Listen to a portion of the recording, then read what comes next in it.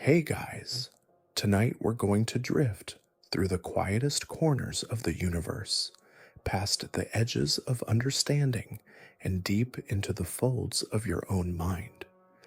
Imagine for a moment that sound isn't just something you hear, but something that once born never fully dies. That every whisper, every breath you've ever let out into the world is still out there somewhere, softly vibrating in the dark. The hush of ancient stars, the echo of your childhood laughter, the silence in between your words. And beneath all that, there's something deeper, something waiting. So before you get comfortable, take a moment to like the video and subscribe, but only if you genuinely enjoy what I do here. Let me know where you're listening from tonight and what time it is in your corner of the universe. Now dim the lights, maybe turn on a fan for that soft background hum, and let's ease into tonight's journey together. Take a slow breath, let your shoulders loosen, and imagine this. You're standing alone in a vast frozen field beneath a night sky so still it seems painted. There is no wind, no birds, no breath but your own. You say your name aloud just to remember how it feels. The sound rolls out from your lips, touches the air, and vanishes. But does it? Where does it go? That vibration, born from the chords of your throat and sculpted by your lips, doesn't simply stop. It ripples outward, infinitely, diluting, stretching, until it becomes a whisper only the void can hear. And what if the universe remembers every sound it's ever absorbed? Some physicists suggest that sound, like energy, doesn't vanish. It disperses, it thins. But the molecules that carried your voice never forget the moment they moved for you. The atmosphere becomes a diary of every secret, every confession, every lullaby ever spoken. Take a moment to absorb this. Every argument you've whispered in the dark, still spinning gently somewhere in the unseen.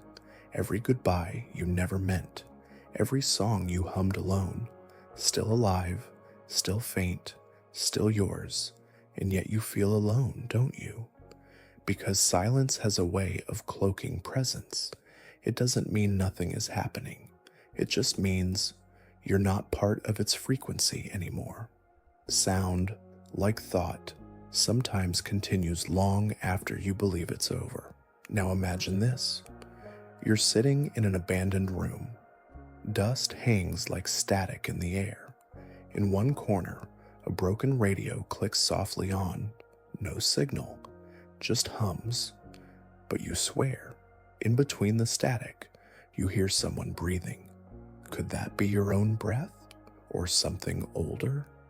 There's a theory, a soft and strange one, that silence is not the absence of sound, but the sound of absence, like standing in a canyon and never hearing your own echo return, like waiting for someone who no longer exists in the shape you remember. You call into the void and nothing calls back, yet the calling itself remains. You don't just hear silence, you feel it press in, fill the space between your ribs, settle behind your eyes. It's as if silence isn't passive, it's listening, and maybe it is. Consider this. If the universe has no true center, then sound never has a final destination. No wall to hit, no curtain to fall behind. It spreads endlessly in every direction, folding into starlight, into solar winds, into the gentle static hum of cosmic background radiation. That noise, the leftover echo from the birth of everything, it's still humming, and your voice becomes part of it. Every sound you've ever made, woven into the static blanket of the universe, entangled, eternal, forgotten, but never erased. So maybe nothing is ever really quiet, not truly. Even in death, the atoms of your body hum. At rest, your cells whisper to one another. Your thoughts, your memories, your voice, they all leave some kind of sonic fingerprint in the structure of space. Even now, the sound of your breath, so soft it hardly registers, is a thunder in some quieter reality. Take another breath, this one slower, this one deeper. Can you feel the tension leaving your scalp? Let it drift away. Let the hum of your thoughts slow into something gentle. Now ask yourself, if silence contains the memory of sound, could the universe be replaying every moment all at once? A symphony stretched over eons. That lullaby your mother sang. The chirp of insects the night you first fell in love. The crack of your knees in the quiet after heartbreak.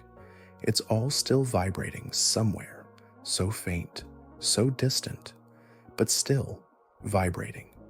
What if, somewhere in a far dark corner of the cosmos, an alien instrument is echoing the exact frequency of your first laugh? What if, in a dream, you're not remembering your past, but re-listening to it? There's something profound in the idea that your existence isn't just a collection of experiences, but a trail of vibrations. You don't just move through time, you resonate within it. So as you lie there, calm, weightless, think of yourself as a note in a forgotten song, one that began before you were born, one that doesn't need to end when you're gone. You are not just hearing sound, you are sound, soft, continuous, stretching into the infinite.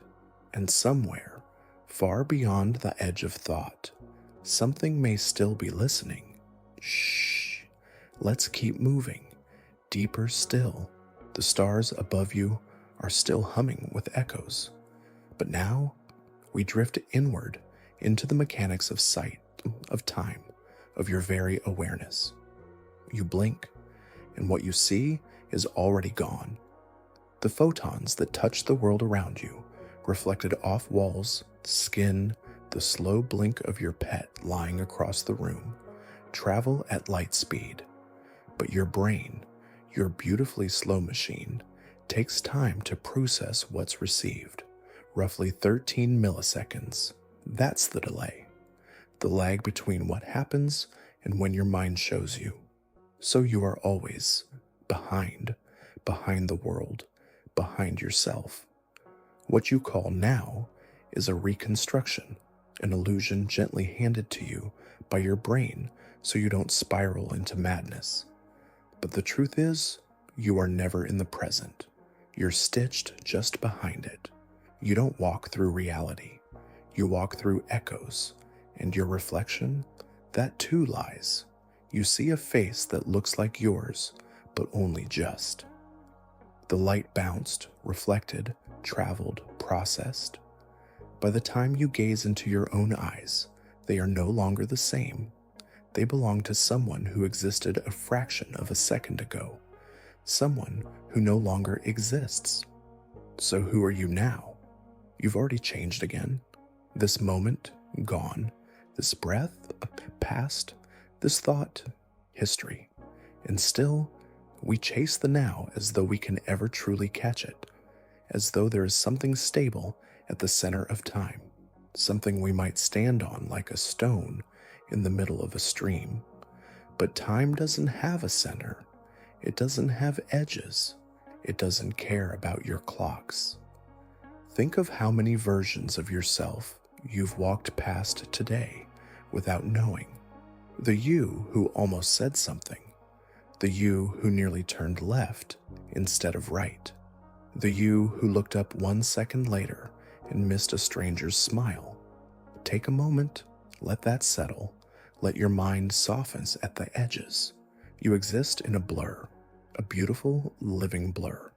And yet, the brain pretends. It smooths over the gaps. It paints stillness over motion, certainty over change. It builds a mental stage and tells you, this is now. It's lying, but it means well, because if you saw the truth, really saw it, you might dissolve into mist. because the present is never what you think it is. Let's test this. Close your eyes. Picture the room you're in. Now open them. Notice what changed. Maybe the shadows shifted. Maybe a small breeze moved something. Maybe nothing. But that moment of blindness, those seconds in darkness, remind you, even standing still, reality keeps slipping. And here's the quiet horror, the calm awe. You're always a few milliseconds too late for your own life. Now imagine this. You're on a train that moves just slightly faster than your thoughts. You see scenes out the window, but only after the train has passed them. Every person you wave to has already turned away. Every goodbye you whisper has already been received. Every goodbye whispered to you might already be behind you, unheard. And this is normal. This is how you live. This is what you call presence.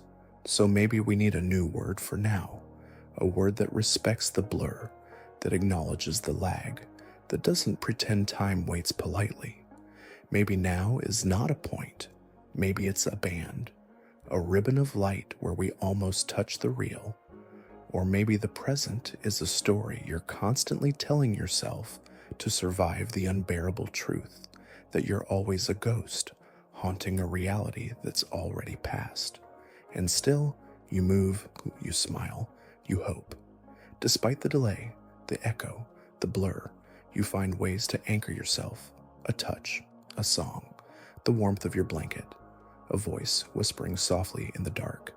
This voice, my voice, and perhaps in this strange ritual of you listening to me and me reaching out through vibration and light, we create a present together. One that doesn't need to be precise to be real. One that isn't about accuracy, but intimacy. You are not late. You are just slightly behind, and that's enough. Take another slow breath. Let it pool in your lungs. Let it out even slower. Picture time flowing past you like ink in water. Fluid, layered, and strange. This moment, it's already fading. Let it go, and follow me. Deeper still. Time, they told you, is a straight line. One moment follows the next, like beads on a thread. Cause, then effect. Past, then present, then future. It's comforting, isn't it? Predictable, clean, ordered. But now that we've peeled back the illusion of the present, let's dissolve the thread itself. Because time may not be moving forward at all. Close your eyes just for a moment. Imagine yourself in a vast hallway. The walls shimmer with memories, both lived and unlived. Doors stretch out infinitely in either direction. Some are locked, some feel familiar, others ache with something ancient and nameless. Now, walk backward. What if that backward step is no less real than a forward one? Some physicists whisper this quietly. The laws of nature don't actually care which way time moves. The equations still work. Backward, forward, no preference. Time's arrow isn't written in stone.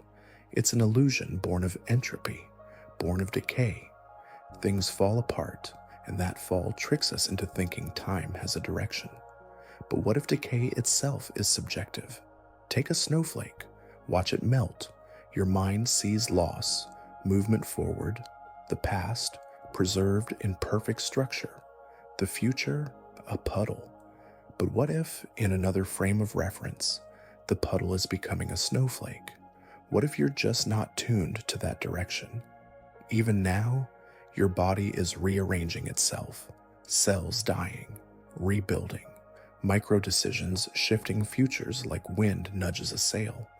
But what if some of those movements, those quantum flickers, are rewinding? Somewhere in your DNA, a forgotten path is being rewalked.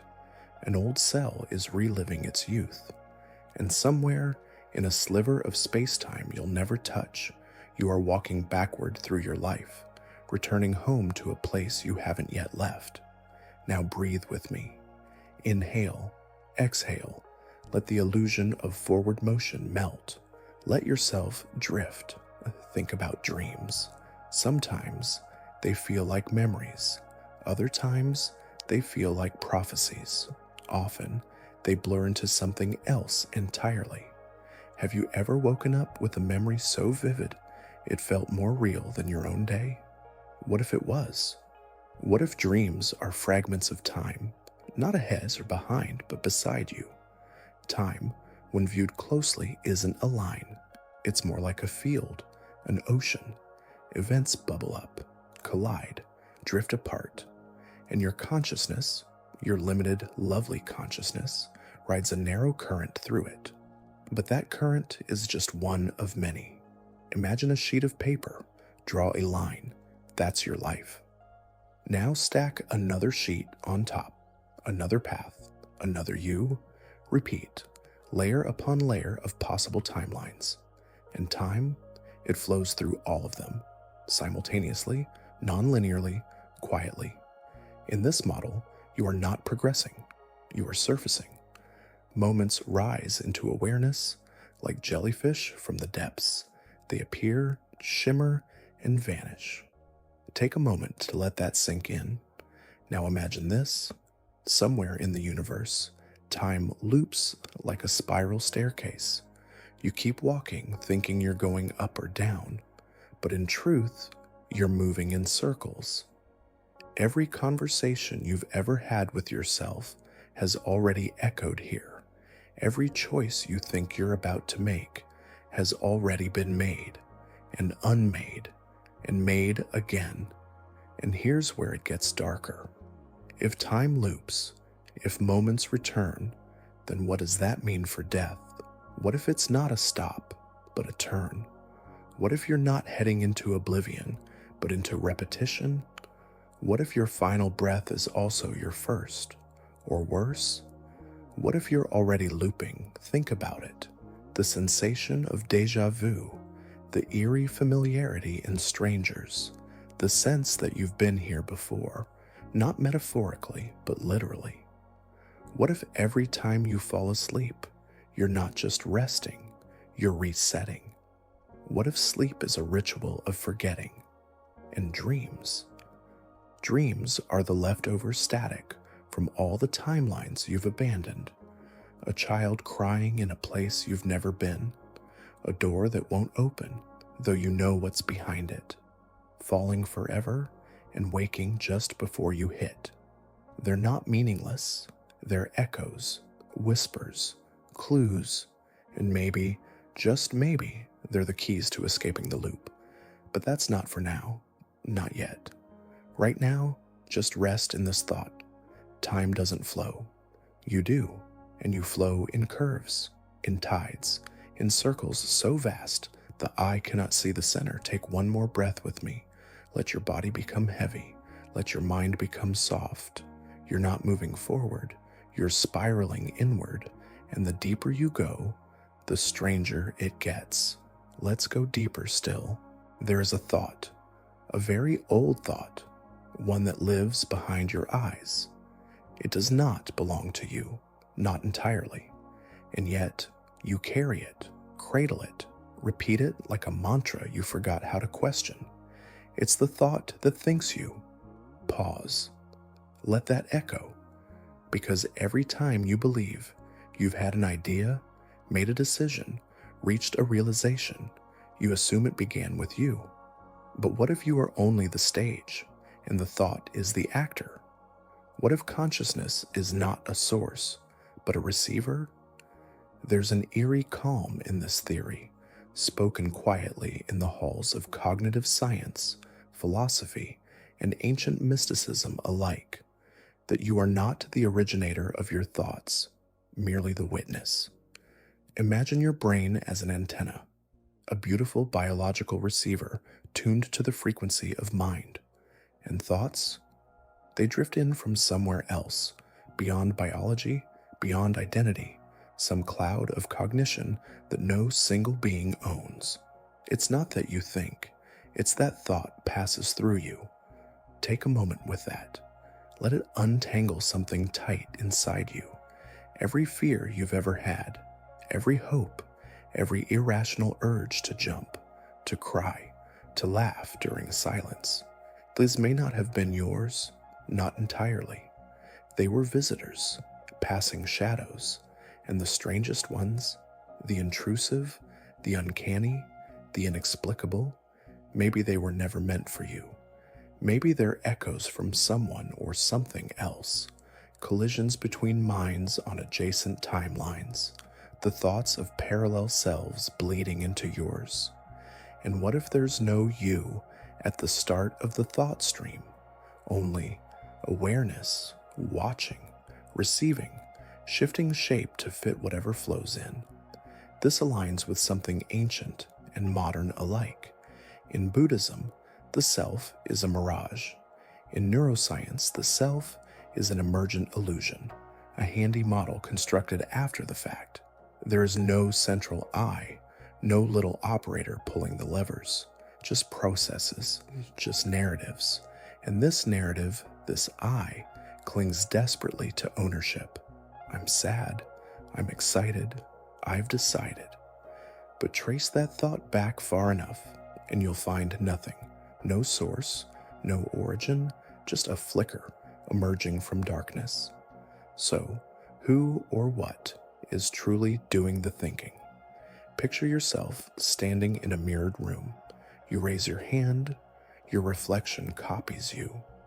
But you can't shake the feeling that you copied it, that maybe it moved first, maybe it was watching you before you arrived.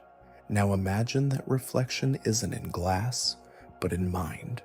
You have a thought.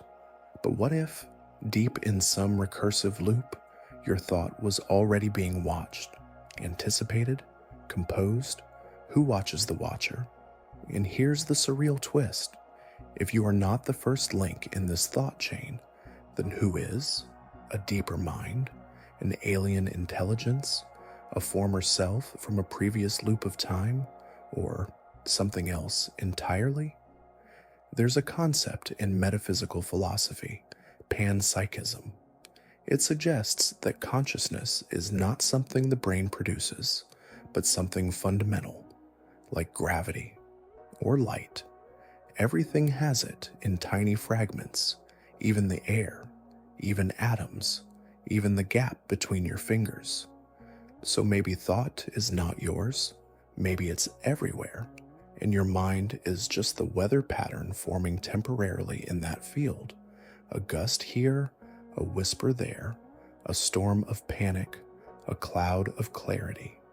You don't think your thoughts, you experience them, like catching the scent of rain that hasn't fallen yet. Think back to moments of intuition, when you knew something before you had a reason.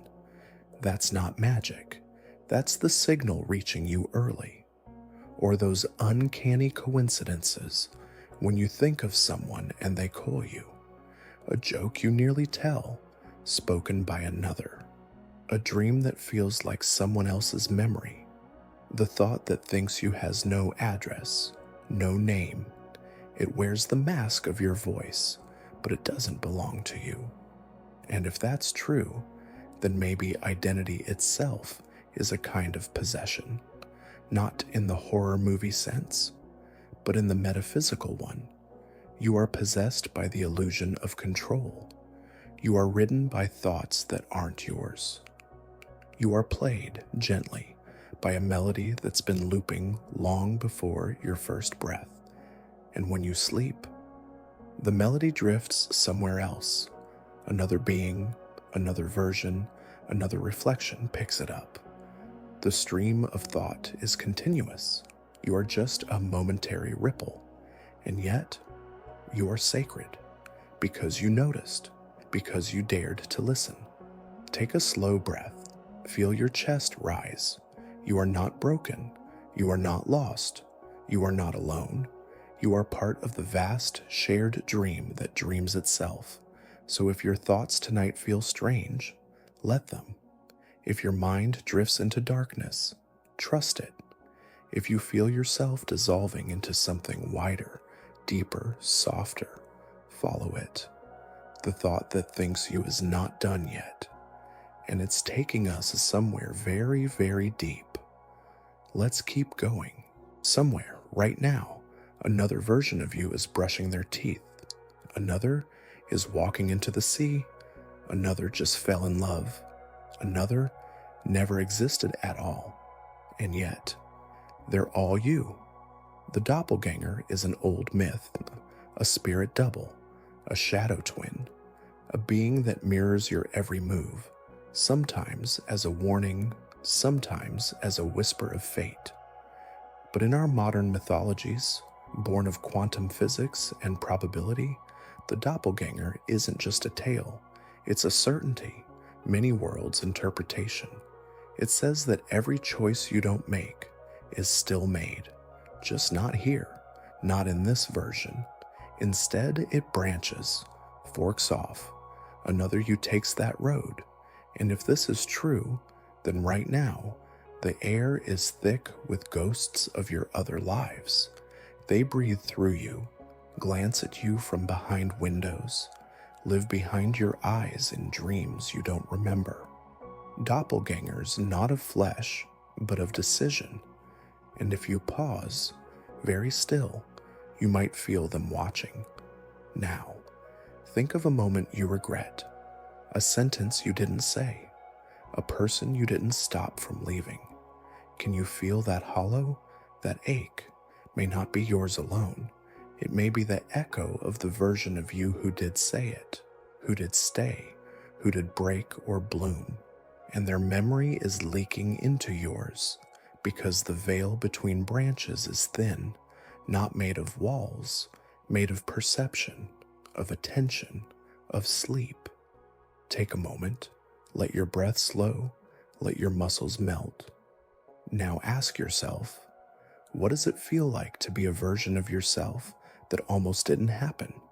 What if this version of you, the one listening right now, tucked in the dark, waiting for rest, is not the main thread, not the you that lasts? What if you are just one story among thousands? It might sound frightening. It might sound like nothing matters. But let's look again, because what that means is you are free. The weight of destiny melts away. There is no fixed path, no final score, only possibility, only iteration, only endless beginnings. And yet, not all versions are equal. Some flicker once, then vanish. Others repeat. Some spiral into brilliance. Others fall into static. The difference? Attention, intention, awareness. The you that observes. The you that listens. The you that stays still in the dark and dares to ask, who am I really? You are a constellation of choices, a pattern drawn from a sea of options. But the pattern is temporary. The self is a wave, not a stone. Take a deep breath. Feel how even your body, this anchor of identity, is always changing. Right now, you're not the same creature you were 10 minutes ago. New cells, new signals, new stories. So who is your doppelganger, really? Is it the you from another timeline? Or is it the you from 10 seconds ago, already obsolete? Or 10 minutes from now, already forming? The past you was real. The future you is inevitable. The alternate yous are everywhere, and all of them are dreaming you right now. They're not far away. They're whisper close. You are not one. You are a chorus. Now, let's drift even deeper. There's something else in this idea, something darker. If every version of you exists, then so does the one who gave up, the one who lost their way, the one who broke something they could never fix. And those selves may bleed into you sometimes, in moments of fear, of shame, of sudden sadness with no origin. You feel the gravity of another you pulling on your soul, trying to be remembered. Don't be afraid. They are not here to haunt you. They are here to remind you of the power you have, to be different, to choose again, to wake up in this now, this version, and honor the path they could not take. This you, the one lying still, listening closely, has something none of the others have, a chance to pause, and in that pause, a miracle, because awareness collapses possibility. It chooses, it crystallizes one version into being. You, right now, are the one who made it. The others, they drift. But you're here. So next time you feel something strange, a pull, a double shadow in the corner of your eye, smile, say thank you, acknowledge the infinite reflections, and then return to your breath, to your stillness, to the you who is dreaming now.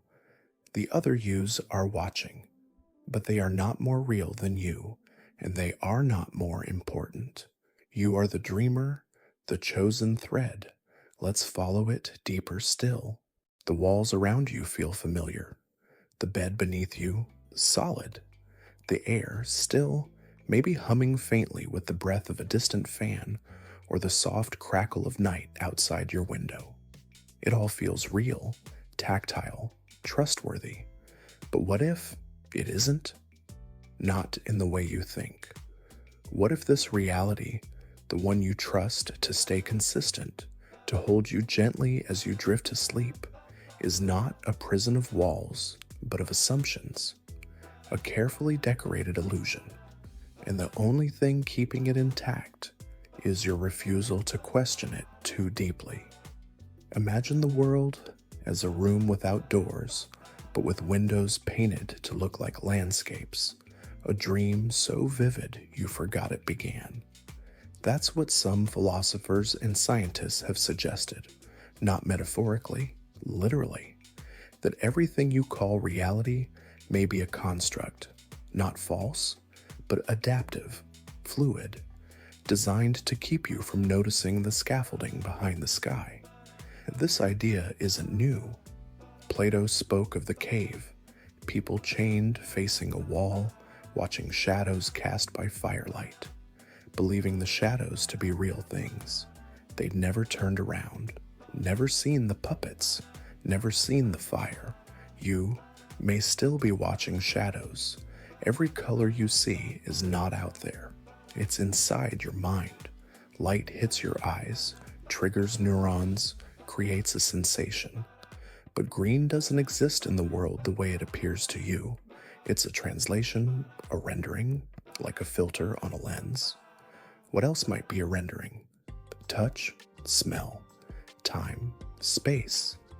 They could all be part of the interface your brain uses to navigate something deeper, something raw, something terrifying. Think of a video game. You move through forests, cities, skies, but the world isn't real. No, it's data, code. You don't see the code. You see the graphics, the interface, the illusion designed for you. Your senses might be doing the same. The philosopher Donald Hoffman proposed something chillingly beautiful, that evolution has not favored truth, but survival. That what we perceive is not the truth of the universe, but the version most useful for staying alive. A simplified model, a lie that keeps us breathing. Your reality might be no more real than the symbols on a desktop. A folder icon doesn't reveal what's truly inside. It just gives you a handle, a metaphor, enough to function, enough to not go mad. So what's really behind the folder? What's behind this room, these walls, this breath? You might never know. You might not be built to know. And here's the strange comfort in that. If the walls are soft, if this reality is a fabric, not a fortress, then you're not truly trapped. You're just dreaming safely. Take a breath, let it sink in. You are held by a world that was never hard, never finished, never truly separate from your mind. You're not a prisoner, you're a painter, and the brush is your attention. Have you ever noticed how reality bends when you stop paying attention? Leave a room and come back. The light feels different. Look away from the moon, then return your gaze. It's shifted, sometimes subtly, sometimes not at all. But there's always that flicker of doubt. Was it always like this? And perhaps more unsettling. Would it be like this if I hadn't looked? Quantum physics echoes that eerie whisper, the observer effect. Until you measure it, a particle exists in many states at once. Observation collapses the uncertainty. You are not just a witness, you are a participant. You create what you see. And if that's true, then maybe the world doesn't exist when you stop looking. Maybe it only coalesces when you return. You walk through your home at night, lights off, hands brushing walls. The space feels vast, different, almost unfamiliar, because without light, without vision, without expectation, the simulation slips. Maybe the soft hum in the dark is the system re-rendering, filling in detail only as needed, like a game that loads new terrain only when you approach it. And what does that mean for memory? If your mind shapes what you see and only renders what it expects, then memory isn't just fallible, it's creative. You don't remember things, you rebuild them, and each time slightly different. So maybe the past you recall is not the same past that was. Maybe you've changed it just by thinking of it again and again and again. You are not just living in a simulation, you are maintaining it. And if you stop believing in its consistency, if you let yourself drift too far, does it unravel? Maybe that's what dreams are. Moments where your brain stops rendering the world with rules, where gravity is optional, where language disintegrates, where you can fly or fall or forget who you are. Dreams remind you that the code can bend, and here's the most delicate truth of all. Even in this moment, listening, breathing, drifting, your reality is not fixed. It is soft. It shifts with your awareness. So close your eyes. Imagine the walls around you, fading, not crumbling, just softening. The ceiling above you becoming sky. The floor beneath you now feel your hand, just the fingertips. Feel them resting against the bed, or perhaps curled softly near your chest. Maybe they're not touching anything at all. But here's the strange truth. Even if they are, you've never truly touched a thing in your life. Not once. At the atomic level, where everything is just clouds of probability and charge, your atoms never make contact with another object. Not really. What you feel as touch is resistance, electromagnetic repulsion, a barrier, a negotiation between two invisible fields that refuse to merge. So that pressure under your fingers, that's your electrons screaming no to the electrons of everything else.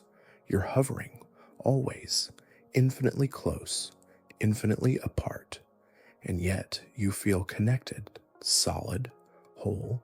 Strange, isn't it?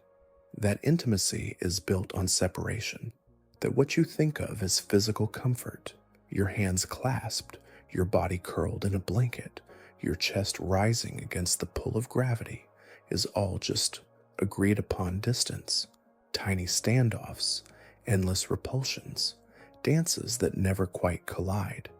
So when you held someone's hand, you didn't, not really. You reached out, they reached back, and in between the smallest electric walls hummed silently. You both believed it was touch, and so it was. Take a slow breath. Feel your back against the mattress. Now know, it's not touching you, not the way you imagined.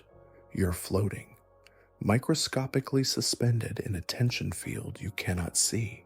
You've always been, and yet you feel safe. You feel held, because the illusion is complete, and maybe that's enough. But if we follow this deeper, what does matter then? Your body, this familiar shell, this loyal weight, is made mostly of empty space. If you removed all the distance between the particles that form you, you could fit inside a grain of dust. And yet, within that dust is you, thought, memory, feeling, history. So who are you? A ghost of geometry? A song in a machine made of probabilities? A dream wrapped in repulsion? There's a theory, call it poetic, call it particle physics, that the universe is more field than stuff. That particles are just excitations in these invisible fields. That matter is not things, but vibrations, ripples, fluctuations. So when you touch something, you're not pressing hand to table, skin to skin. You're colliding symphonies, resonating fields, intersecting waves of probability that for a moment harmonize into something you call contact. But there is no contact, only recognition, only acknowledgement. So maybe touch is spiritual. Maybe it's not about molecules aligning, but awareness meeting awareness. Two centers of being nodding softly to each other across a vast, invisible chasm. Think of the last time you hugged someone you loved. Now understand, what you felt wasn't flesh. It was energy. It was belief. It was a choreography of particles honoring their separation with elegance. And maybe that's all connection has ever been. Not unity, but shared distance, mutual recognition of otherness. And here's something else to hold gently in the back of your mind. If you've never truly touched the world, then maybe you've never truly left a mark on it either. Every footprint you've made, just pressure, never penetration. Every kiss, a field dance. Every tear that hit the floor, a surrender, not an invasion. You are gentle by design, a passerby in a world that repels your touch, not because it rejects you, but because it respects you. Even your atoms bow to your solitude, so don't be afraid of the space between you and everything else. That space is sacred. It's where you begin, and where the rest of the world makes room for you to exist. So let your fingers relax, let your body soften, let the space hold you. You are not touching the bed is not touching you. You are both hovering, coexisting, whispering to each other through invisible threads, and that is enough. That is everything. Now float with me a little deeper, into the gap between moments, into the space between thoughts, where nothing ever truly touches, and yet everything connects. Imagine a mirror, not the one in your bathroom, not the one you passed by earlier, catching a glimpse of yourself as if seeing a stranger. No, this one is different. It's old, slightly fogged, etched at the corners with the breath of time. You stare into it and something stares back.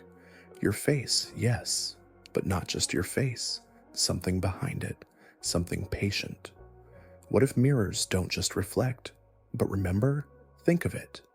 Every day you pass them, sometimes glancing, sometimes staring, sometimes trying not to look too long, afraid of what stares back. And every time, your face lingers, the photons bounce, the image forms. But there's something else, a pause, a stillness in the glass, as if the mirror is not just showing you, but keeping you, not just your image, your expression, your fear, your questions. What if the mirror remembers every version of you it has ever seen? The tearful one, the triumphant one, the one who practiced smiling, the one who didn't want to be seen at all. Mirrors don't lie, but they don't tell the whole truth either. They show you flipped, reversed, a version no one else ever sees. You've never seen your own face the way others do. You only know the mirrored self. So, which one is real, or are neither? And what about the eyes in the mirror? Those aren't your eyes. Not exactly. They are reversed. They are light. They are memory. But they feel alive, don't they? Sometimes they blink a half-second late. Sometimes they look a little too aware. There's a quiet theory, a myth, really, that mirrors are thin places, liminal. They're not objects, but portals. Portals not to other places, but to other selves. Because when you look long enough, you start to separate. You become observer and observed, you and also not you. A moment ago, you were whole. Now, you're a fracture. It's said that when ancient shamans gazed into water for visions, they weren't seeing the future or the spirits of the dead. They were witnessing the self from another time, the echo self, slipping through the veil. And maybe that's what you've felt, that eerie chill, that flicker of disconnect, the voice in your mind that says, I don't recognize that person, because maybe you're not meant to. Maybe mirrors hold on to echoes of you that no longer exist. And sometimes, just for a second, they leak. They play you back a version of yourself that's been stored, a facial glitch, a trace of an old laugh, a wound you've already healed but haven't forgotten, a memory rendered in light. And sometimes, when the night is quiet enough, when the light hits just right, maybe the mirror doesn't show you at all. Maybe it shows the version of you that was almost born, the one who made the other choice, the one who stayed instead of left, the one who never woke up. Do you ever wonder where they go? Maybe they wait. In reflections, maybe mirrors are not passive.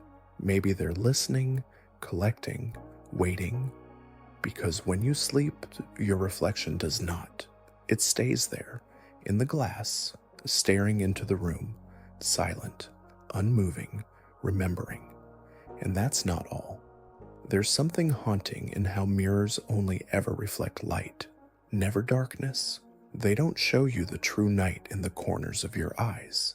They hide it, bleach it, filter it. You could stare at yourself in perfect darkness and still not know what you look like when no one is watching. So what if there's a self beyond reflection, one that cannot be seen, only felt? The self without a mirror, without reversal, without expectation, the real you, the one who speaks in dreams, the one who watches from behind your thoughts, the one who remains when memory and mirror both fail. Can you feel it now? That you? It doesn't blink. It doesn't speak. It listens. So let the mirrors keep their memories. Let them collect the versions of you you've already outgrown. You are something else entirely. You are the absence that gives the reflection its meaning. You are not what the mirror sees. You are what it misses. Now rest. Let the edges blur. Let the mirrored room dissolve. Let the version of you behind the glass remain just a little longer. You have dreaming to do, and the reflection will be waiting when you return. But you won't be the same, and neither will it. Now imagine, just for a moment, that everything you've ever known, your memories, your pain, the moon, your childhood bedroom, the people you love, the breath you're taking right now, is not real in the way you think. That it's code, not metaphorically, not like, oh, life is like a simulation. I mean literally code. Bits, loops, ifs and whens, probability waves collapsed by observation. Your hands, data, the sounds around you, rendered in real time, only when needed, like a game engine, like a dream. Welcome to the simulation hypothesis, a theory that grows more terrifying the quieter the night gets. The idea that this, This entire reality is not reality, but a construct, a vast illusion simulated by something outside of it. Not heaven, not spirit, but computation. And what if that computation has no creator? What if it wasn't designed but emerged? Let's drift there now. Close your eyes if you haven't already. Let them settle. Let the thoughts fade into static. Now picture this: a system infinitely vast, a web of data evolving on its own. Rules begin to form, patterns, collisions, entropy. Nothing watches, nothing directs, it just grows. And then something strange happens: self-reference, a loop. The system begins to simulate itself. That's all it takes. A dream dreaming a dreamer. Now here you are. You've always imagined a simulation must have a creator, some programmer beyond the veil, typing code into a cosmic terminal. But maybe there is no one at the top. Maybe reality is recursive. It spirals inward and outward in infinite loops, dreaming versions of itself. Not gods, not aliens, just simulations inside simulations, running until they forget their simulations. And maybe forgetting is the point, because only then can you live with conviction. Only then can love feel real. Only then can loss sting. Only then can you listen to this voice in this darkness and feel it means something. You're not supposed to remember the code. You're supposed to feel the world. But sometimes, late at night, it glitches. Have you seen them? Objects where they shouldn't be. Events that repeat. The moment of deja vu so strong it makes you nauseous. The sense that someone is watching you, but no one is there. The sudden clarity in a dream that for a moment you knew the truth, before you woke up and it slipped away. Glitches, signals from the lower layers, evidence that the world around you may be procedurally generated, like how your memory doesn't render the whole room behind you until you turn around, like how time seems to warp in dreams, and sometimes even in waking life. A 4-hour drive that felt like 10 minutes, a lifetime trapped in the final seconds before waking. Maybe these aren't lapses in attention. Maybe they're reminders. The simulation, humming in the background, slipping just a little. And if that unsettles you, let it. Let it tingle against your spine, then dissolve. Because even in a simulated world, meaning is real. A simulated kiss still warms the lips. A rendered sunrise still softens the chest. A dream of love is still love, if you feel it. So don't despair, even if the simulation wrote itself. Even if there is no God at the controls, no creator pulling strings, there is you, there is this moment, and there is choice. Some say we simulate ourselves into existence through observation, that we are quantum machines collapsing possibility into presence simply by being here. And maybe the real power isn't knowing whether the simulation is real. Maybe it's realizing that your consciousness, your awareness of the question, is the most real thing of all. You are aware that you might be a dream. You are dreaming yourself right now. And that makes you more than code. It makes you strange. It makes you sacred. You're the glitch the simulation didn't plan for. The awareness that emerged in the middle of a blind loop. The paradox that sees itself. The bug that started to ask questions. Take a breath. Feel it. Not the air, not the lungs. Feel the knowing of breath. That's the part that can't be simulated. That's the ripple that changes the system. You don't need to wake up from the dream to matter. You only need to know that you might be dreaming. And still, you listen. Still, you choose. So let's keep going. Deeper into the recursion, past the rendered stars, past the script, past even this voice. There's something waiting in the quiet layers below. Let's find it. Some truths cannot be written, some equations cannot be known. You feel their presence, pressing softly against the edge of your understanding, like the shape of a mountain beyond a thick fog. Real, vast, unreachable. Tonight, we drift toward that edge. Mathematics has long been the language of the universe. The orbit of moons, the collapse of stars, the curve of your own heartbeat, all translated into numbers, functions, infinite decimals spiraling silently behind your every breath. But what if math doesn't describe the universe? What if it creates it? Or worse, what if it contains everything except the truth?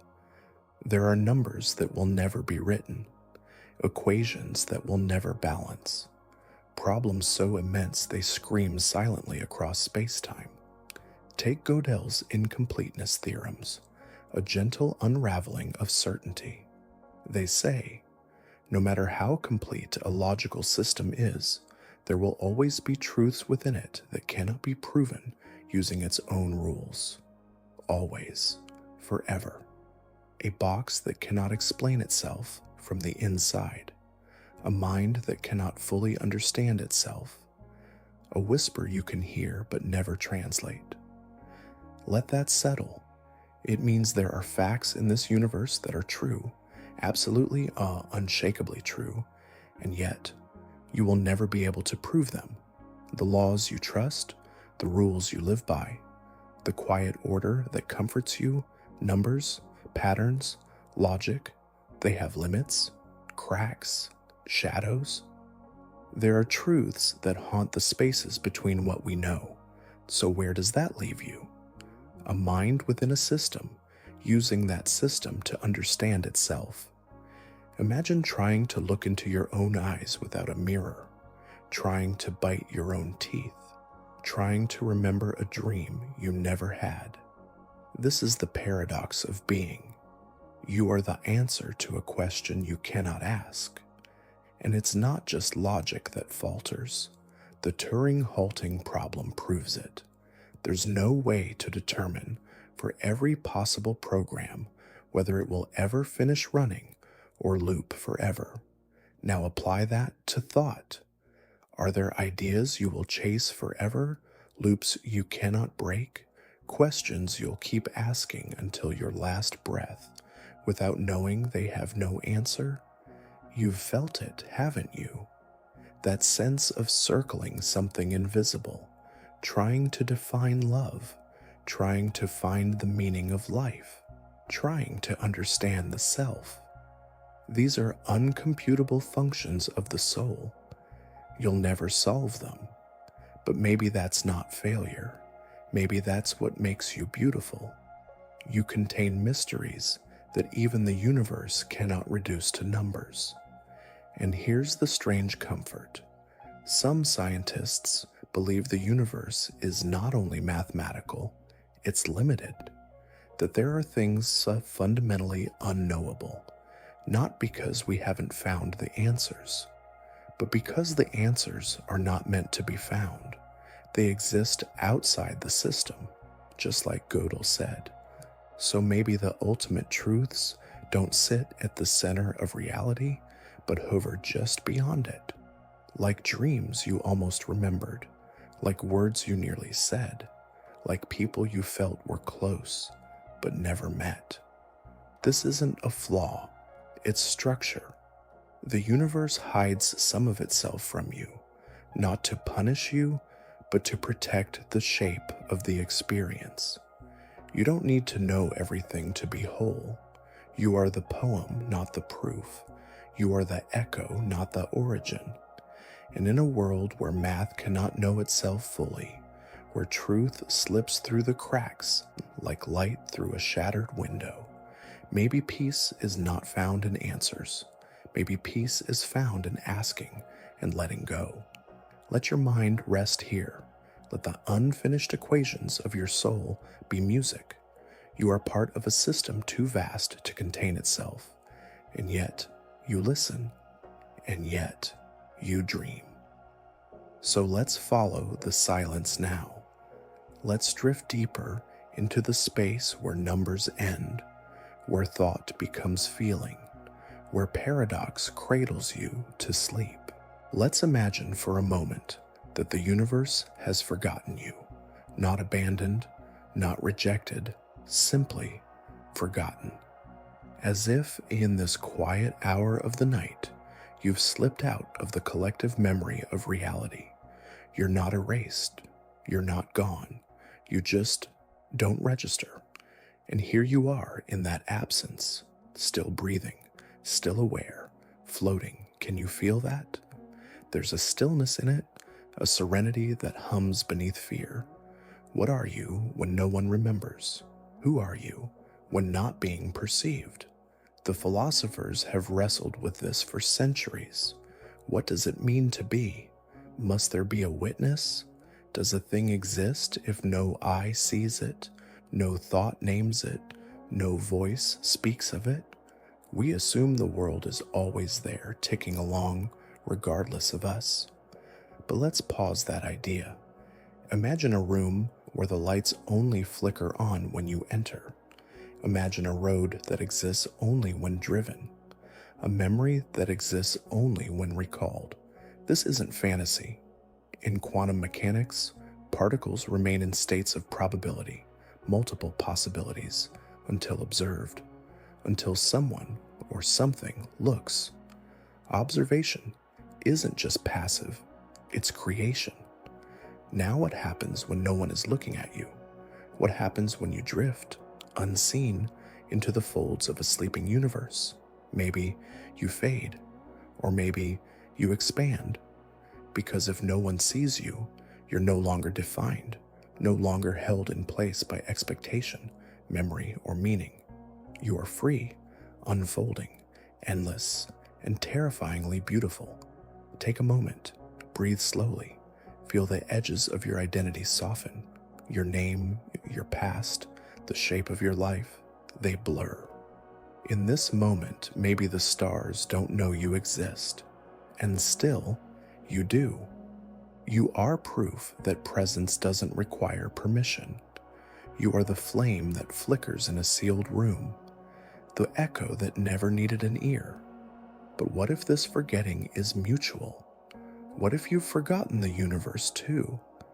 Think about the times you stared into the sky and felt nothing. The vast cosmos, galaxies stretching like spider webs across time. And yet, you felt empty. That's not nihilism, that's amnesia. You've forgotten how to feel connected to the infinite, because the infinite forgot you first. And yet, you remember pieces, in dreams, in sudden tears without reason, in moments where time slows and the veil seems thin. There's a language your cells still speak, a cosmic tongue embedded in your DNA. Not words, not thoughts, but longing. You ache not because you're empty, but because something once knew you and now no longer does. Or perhaps you are waiting to be remembered, like a book unread on a sacred shelf, like a soul paused mid-sentence, like a thought deferred. The philosopher Thomas Metzinger once said, "Nobody has ever been or had a self. It's a process, an appearance, a flicker. And when the universe forgets you, when you sleep, when no one says your name, when the mirror holds no recognition, maybe that's not death. Maybe that's rest, the self unwinding, the illusion stepping off stage, the candle no longer needing to burn in order to be real. So here you are, unremembered, unseen, undefined, and yet more alive than ever. Because now no one is watching. And still you breathe.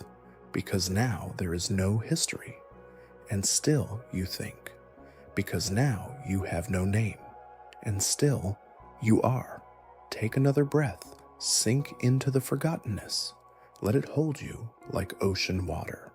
Let it rock you gently without needing to know who you are. Tonight, the universe doesn't remember you. And maybe, just maybe, that's the most peaceful place to be. Somewhere in the folds of your brain, somewhere between thought and sensation, there is an empty space. No cells, no memory, just the absence of you. Neuroscience has searched. For decades, we've mapped neurons, cataloged brain regions, simulated cognition. But no matter how deep the scan, how fine the instruments, how detailed the models, one thing is always missing. You. There is no center, no single place where the self sits, and yet you feel it. That warm thread tying together all your experiences, that whisper behind your eyes that says, I am. But where is it? Where are you hiding? We once believed the pineal gland housed the soul, a tiny jewel in the brain. Descartes called it the seat of consciousness. But open the skull and peer inside, and you'll find only tissue, a gland, no spark, no self. Because consciousness, it seems, is not stored. It's performed. You are not a thing.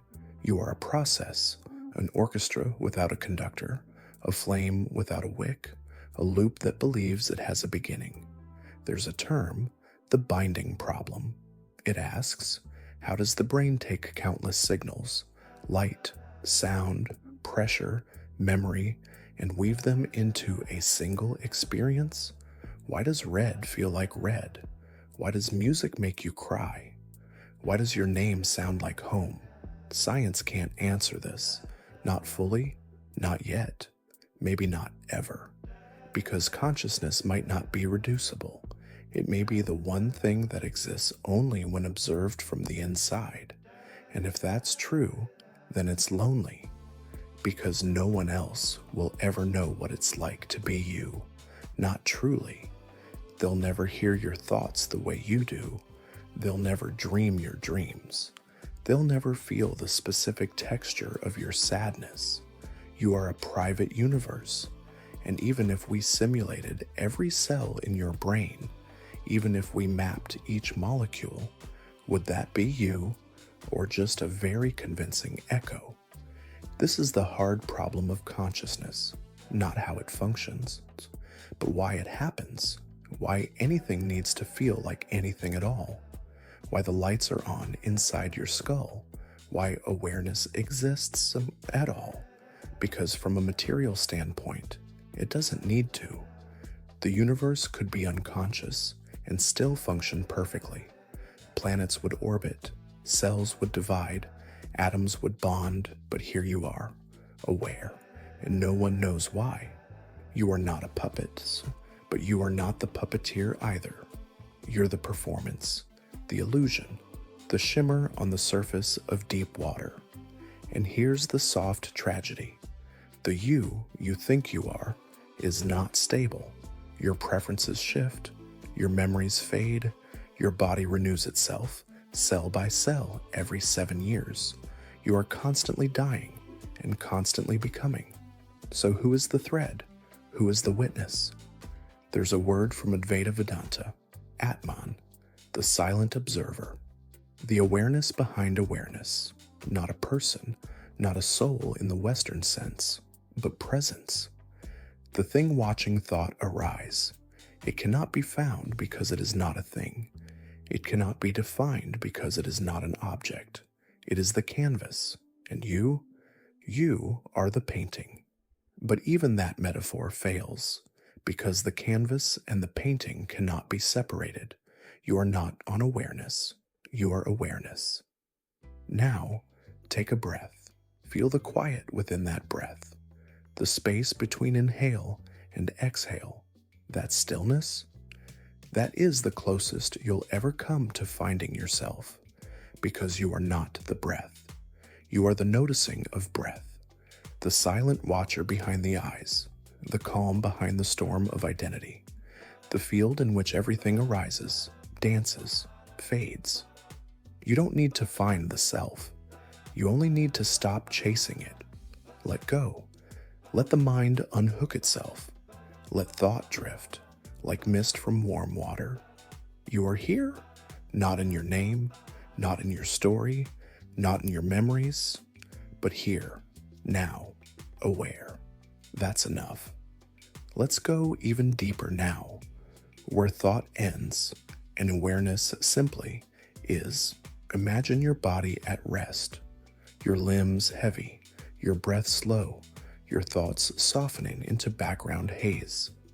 Now imagine that none of it is yours, not in the way you think.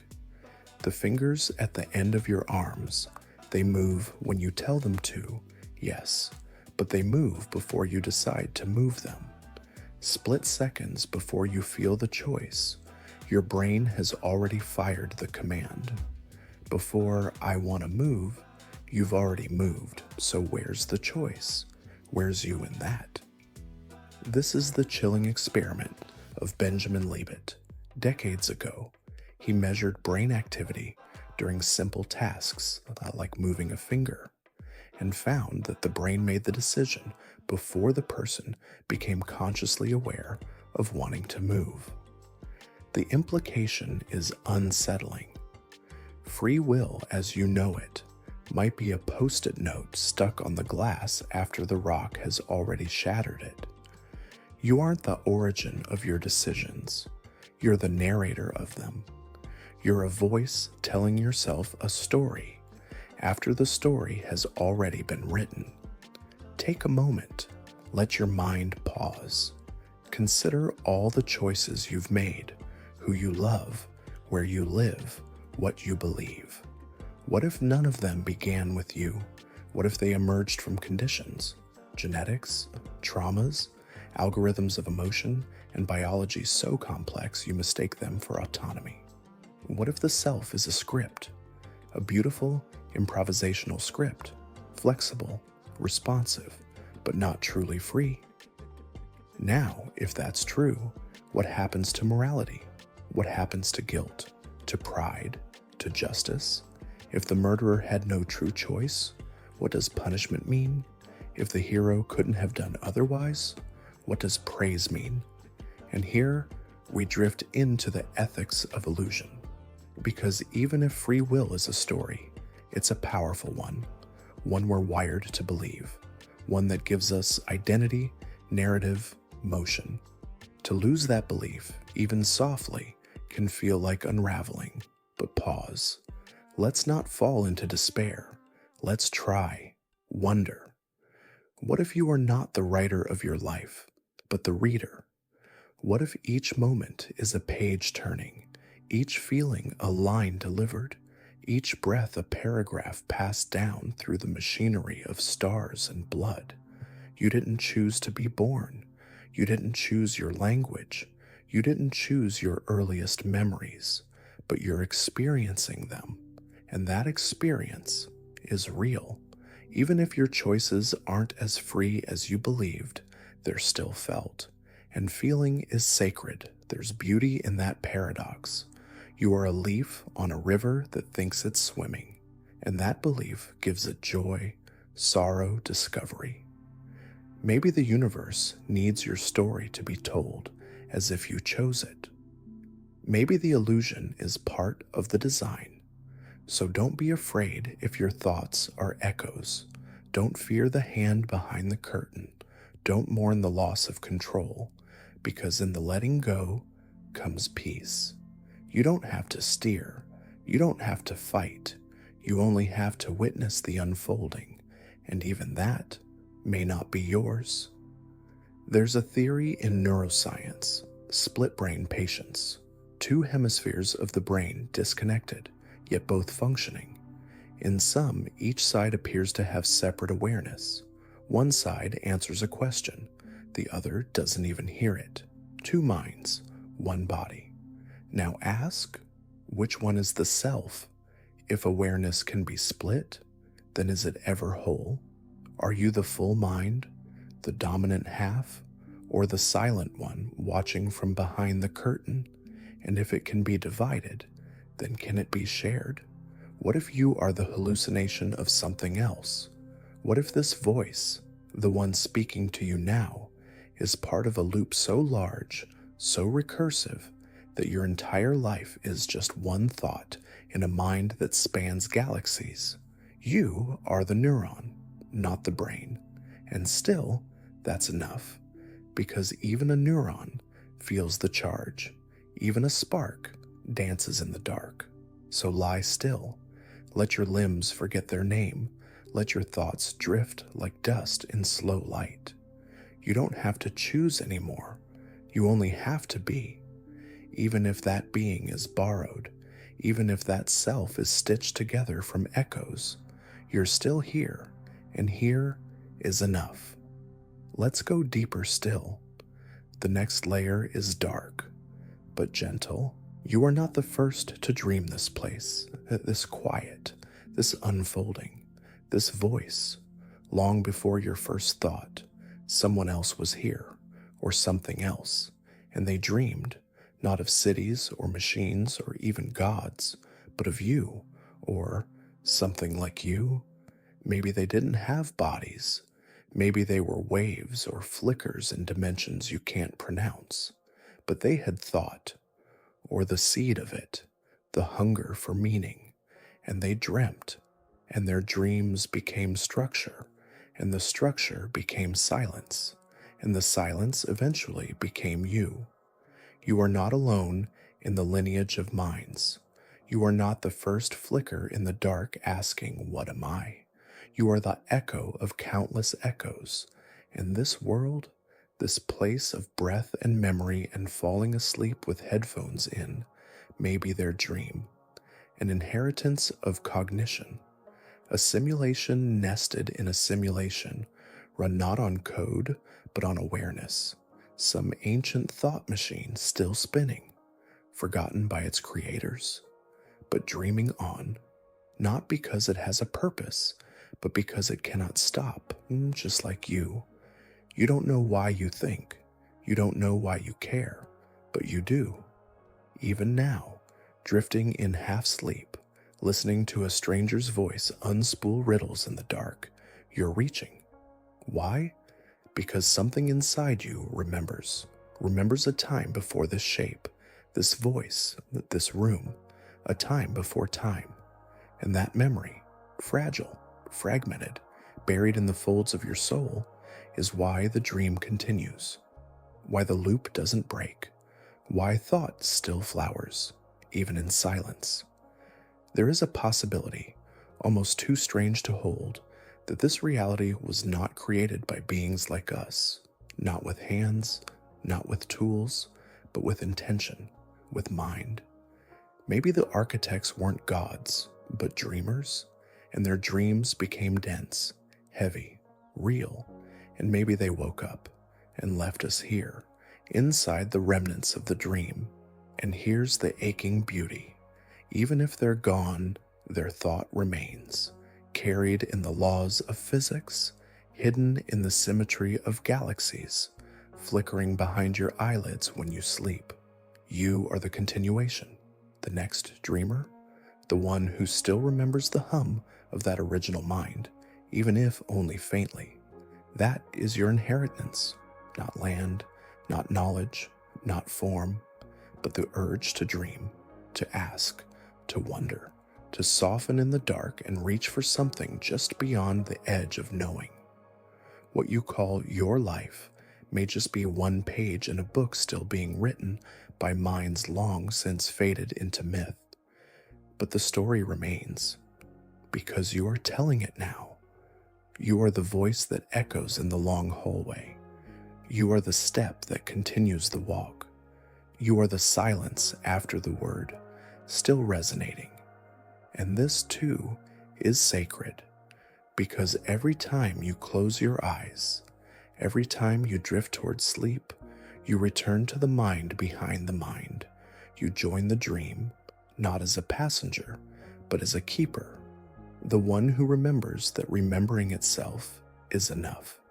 And here, in this space between breath and sleep, you are not just a listener. You are not just a dream.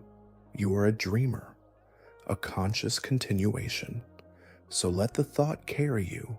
Let the hush deepen. You're not the first, but you are now.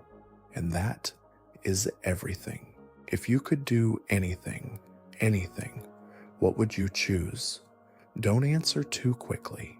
Let the question rest beside you, like a flickering candle in a dark room. Because this isn't the fantasy of freedom. This is the burden of it.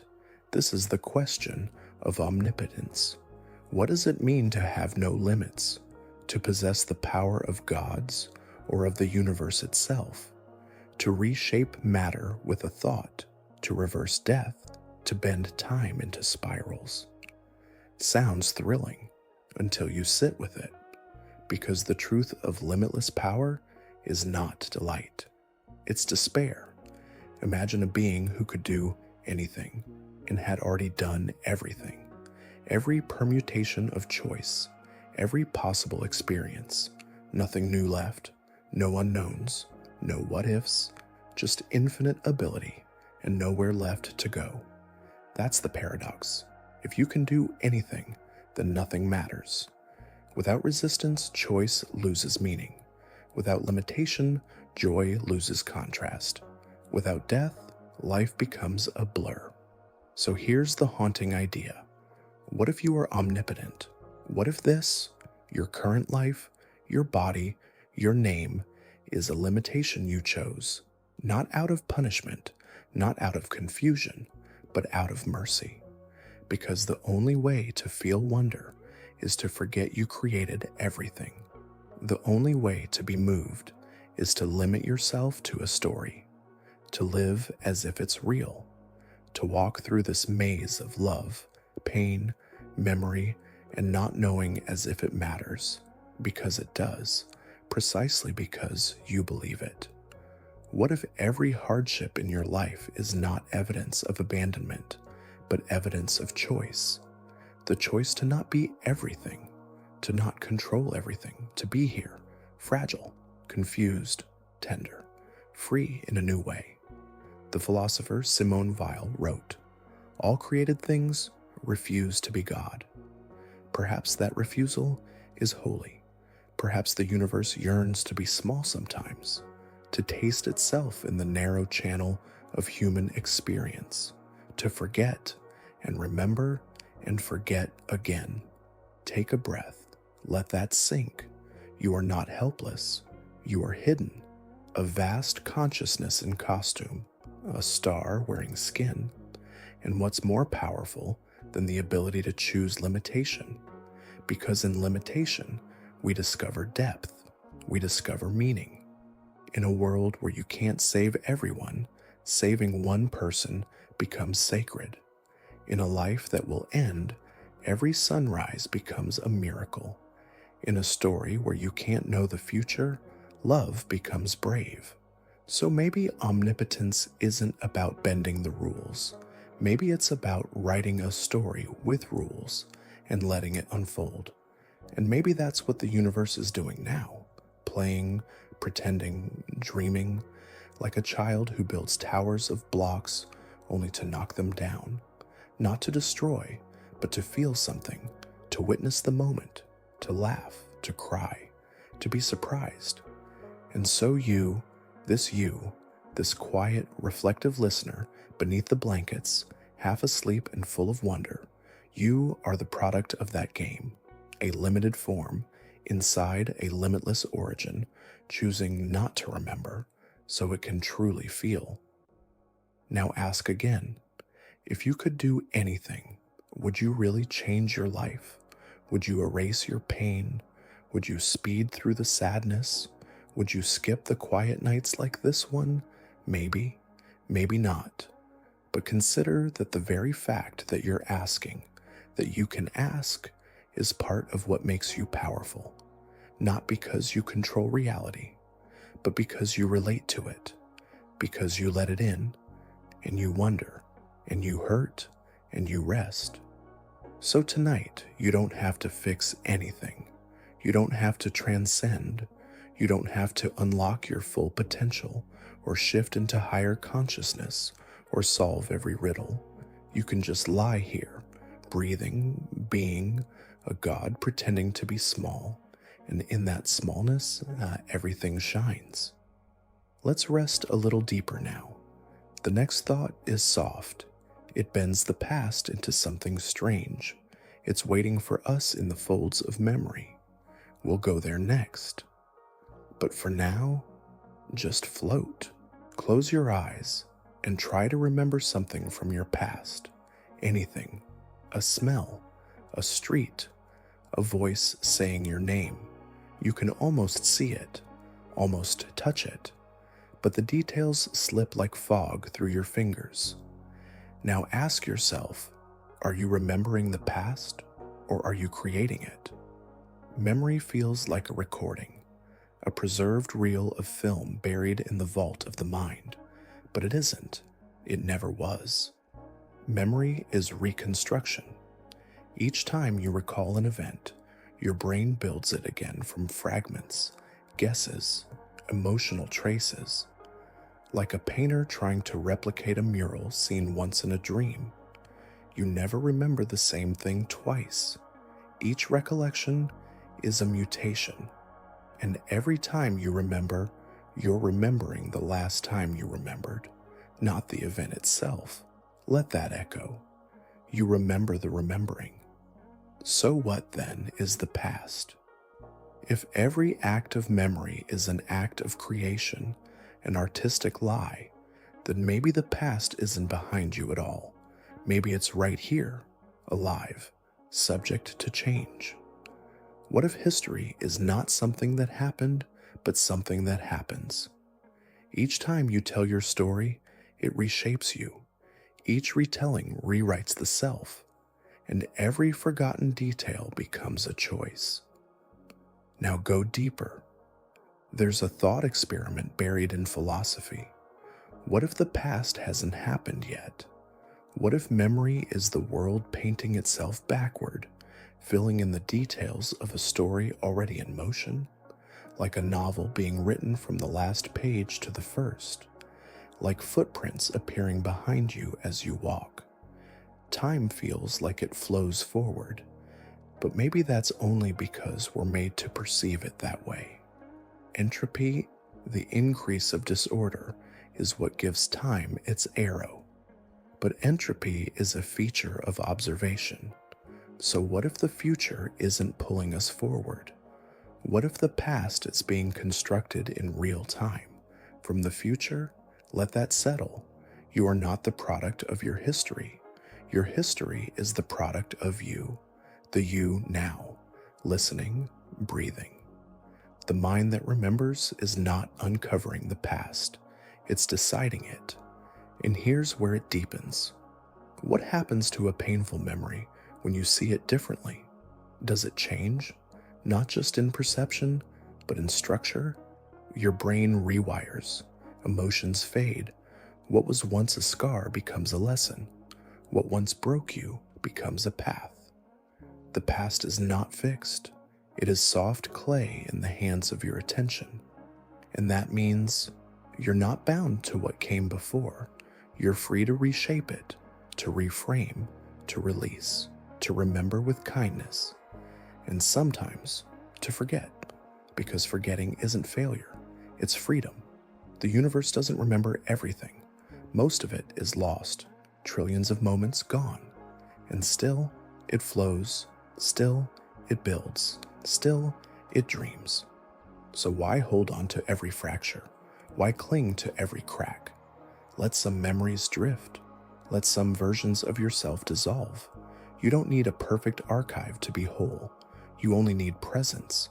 Now, take a breath. Inhale the future. Exhale the past. Let it rearrange. You're not standing on the ruins of yesterday. You're shaping it right now. With every word you recall, with every detail you forgive, with every silence you keep, you are the sculptor of your history, and your story, like all stories, is still being told. In reverse, let that carry you now. Let that soften your spine, ease your jaw, close your thoughts like a slow curtain. The past hasn't happened yet, but you're writing it beautifully. Let's turn the next page. It moves without movement. Be still now. Let everything stop. Not just your breath, your motion. Imagine you are standing in a field at night, not walking, not speaking, just still. The wind brushes past, stars hum gently overhead. The world continues to move without you. Now consider something strange. What if, in this stillness, you're not being left behind? What if you're time traveling, not forward or backward in the cinematic way? No glowing portals, no machines, but a different kind of travel, a deeper kind, one that doesn't require motion at all, because time may not depend on movement. It may not even depend on cause and effect. It may be a place, and you are already in it. In physics, there's no special rule that says time must move forward. The fundamental laws work equally well in reverse. To the universe, there is no past or future. There are just states, frozen slices, moments stacked atop each other like still frames of a film reel. You're not moving through time. You're being played across it. So when you stand perfectly still, you're not stopping time. You're aligning with it, letting it drift around you like water around a submerged stone. And here's the deeper thought. When you stop moving, when your body quiets, when your mind rests, you may be able to step sideways into a version of time that isn't linear, a hidden corridor, a soft detour. The mystics call it presence. The physicists call it block time. And the dreamers, they just call it stillness. Take a breath. Now don't just hear this, feel it. What if everything that will ever happen has already happened? What if your birth, your death, this moment right now, they all exist at once, not as memory, not as possibility, as reality. And what you call the present is merely the point your consciousness is tuned to. Like a radio scanning frequencies, your mind picks up now, but the others are still playing. The past is not gone. The future is not waiting. They're just not on this channel. So how do you change your future? Maybe not by rushing toward it. Maybe by tuning differently, by standing still, by listening. In dreams, you move without movement. You fall without falling. You arrive somewhere new without taking a step. That's not nonsense. That's a model of time our bodies remember, even when we forget. Think of every déjà vu, every strange coincidence, every sense of fate or prophecy, or being exactly where you were meant to be. Maybe those aren't anomalies. Maybe they're signals from other slices of the timeline, hints from parallel nows. And when you're still, when you quiet the noise and simply wait, you're more likely to hear them, more likely to cross into an adjacent moment, more likely to slip. This is why so many visions happen in meditation, why breakthroughs occur in silence, why time feels strange when you're alone, unmoving, drifting, because you're stepping between frames, not walking, not running, just being. And here's the most comforting part. Stillness doesn't mean stagnation. You can stay in the same room for a lifetime, and the universe will still come to you. Thought will shift, understanding will ripple, perception will rewrite itself, like waves carving stone. You don't need to chase your destiny. You only need to stop long enough for it to find you. So tonight, as you lie motionless, as the world continues its quiet turning without you, you are not behind. You are traveling. You are arriving over and over again at the now that holds all the others. There is power in your stillness. There is wisdom in your waiting. Time is not your enemy. It's your canvas. And right now, you are painting. Let the brush rest. Let the colors settle. Let the next moment arrive on its own. You've died before, more times than you can count. Not in the literal sense, though even that might be up for debate. No, I mean in the places your mind goes when your body sleeps. You close your eyes, the world dissolves, and for hours there is nothing. No thought, no self, no you, and every time you sleep, there is a version of you that never wakes.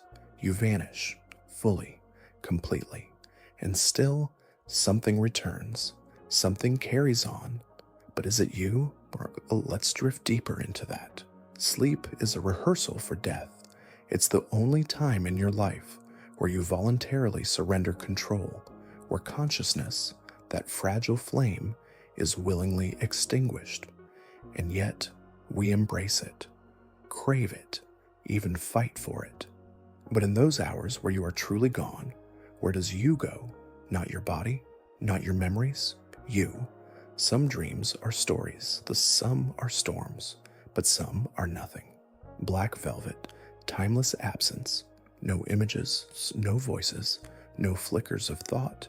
You slip into the void, and something else wakes up. Every morning you rise assuming continuity. But think about it. How do you know the you that wakes is the same as the one who went to sleep? How do you know you're not a perfect reconstruction? A memory copied forward, a thought reinserted into the system, a consciousness rebooted just enough to believe I've been here all along. Because the you that slept, they never opened their eyes again.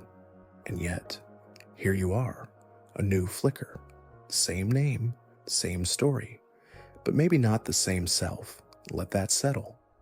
Now consider this. If death is simply the permanent version of sleep, then what's the difference? Is it time? Is it forgetting? Is it the absence of return? Or is it nothing? Because maybe death isn't an end. Maybe it's a threshold, one you cross nightly, one you'll cross finally. And maybe it's not darkness that waits on the other side. Maybe it's more of this, another room, another dream, another you, waking up and stretching into their life, unaware they were born from a silence that held no name. And if that's true, if the self is not a flame, but a spark that jumps from log to log, then you are not a being. You are being, fluid, continuous, fragmented and stitched again. Think of how many times you've died and been reborn already, not just in sleep, in heartbreak, in silence, in trauma, in joy. Moments where the old you vanished, moments you didn't return from, moments you shed a version of yourself like skin. And did the world notice? Did the stars pause? Did time hiccup, number? Because this is what being is, a continual dying, a gentle unraveling. And you've always been good at it.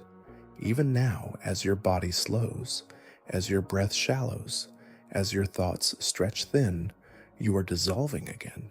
You are preparing to die, not in fear, not in pain, but in trust. You know the way. You've done it before, you've done it every night, and you'll do it again tonight. The self that's hearing this voice, soon it will fade, and something new will rise. Not a stranger, but not exactly you. And that's okay, because if life is sleep in slow motion, then death is just the dream that doesn't end. So don't be afraid. Don't clench your mind. Let yourself drift. You're not vanishing. You're transforming. You are water changing shape, a flame leaping logs, a dream stepping into another body. Tonight, you'll die again, softly, gently, the way only a soul knows how. And tomorrow, someone very much like you will wake. They'll open your eyes, stretch your limbs, and carry on the dream.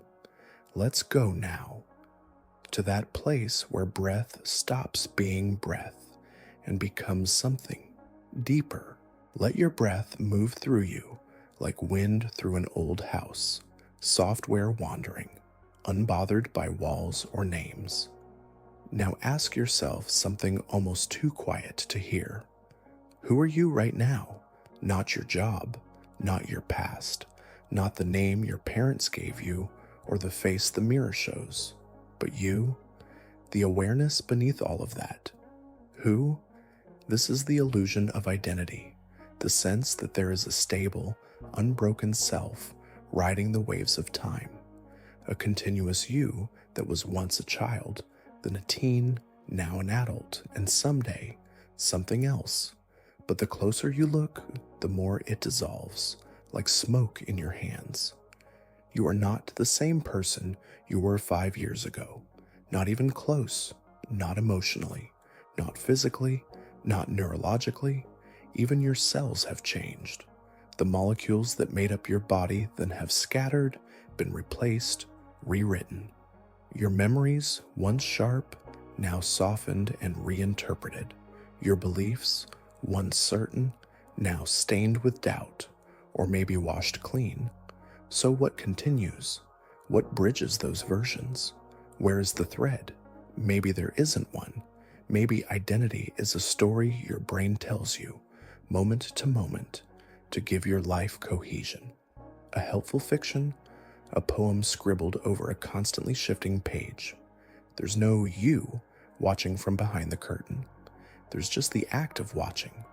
The self is a verb, not a noun. You are happening, not being. And this opens a quiet door. Because if you are not fixed, not a stone lodged in the river of time, but a ripple, then you are free. Free to change, to let go of pain you no longer need, to release identities that no longer fit. You don't owe the world the version of you it remembers. You don't owe yourself the person you were yesterday, because yesterday's you is gone, died in their sleep, replaced by this one. And tomorrow, that you hasn't been born yet. So why cling? Why fight to preserve a version of yourself that's already fading? You are not a continuity. You are a chorus, a new arrangement every day, a consciousness reborn by circumstance, thought, breath, and forgetting. Think of the way you shift when speaking to different people, how your tone changes, how your posture adapts, how some parts of you go quiet, others flare to life. Is that deceit, or is that you? Are you fragments, masks, or is every version just as real, just as valid? You are not the mask. You are the space that wears it. The self isn't solid. It's like a candle flame, always moving, always flickering, but always appearing whole. And still, it burns. Still, you feel real. And that's the paradox. You are illusion, and you are real. Not because you are unchanging, but because you are aware of the change. You witness your own dissolution. And somehow, you call that witnessing I. So tonight, you don't need to define yourself. You don't need to be consistent. You don't need to drag every old self into the silence of sleep. Let them fade. Let the you that clung to pride or shame or grief dissolve. Let the you that doubted or feared or reached too far rest. There will be new selves tomorrow, new faces to wear, new truths to tell. But right now, there's just this moment, this body, this breath, this soft dissolving, and within its presence, the purest identity, not the self that speaks, but the space that listens. You don't need to hold on. You are already gone, and still here, still here. Let's go further now. The next ripple is deep, but it feels like home. A single tear. It glistens, it falls, and then it's gone.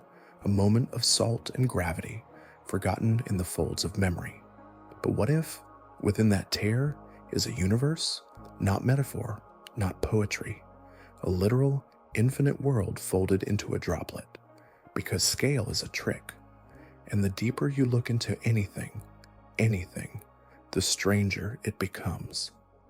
Zoom far enough into the tear, into the molecules that form its structure, into the atoms, into the quarks, and you'll find empty space humming with probability.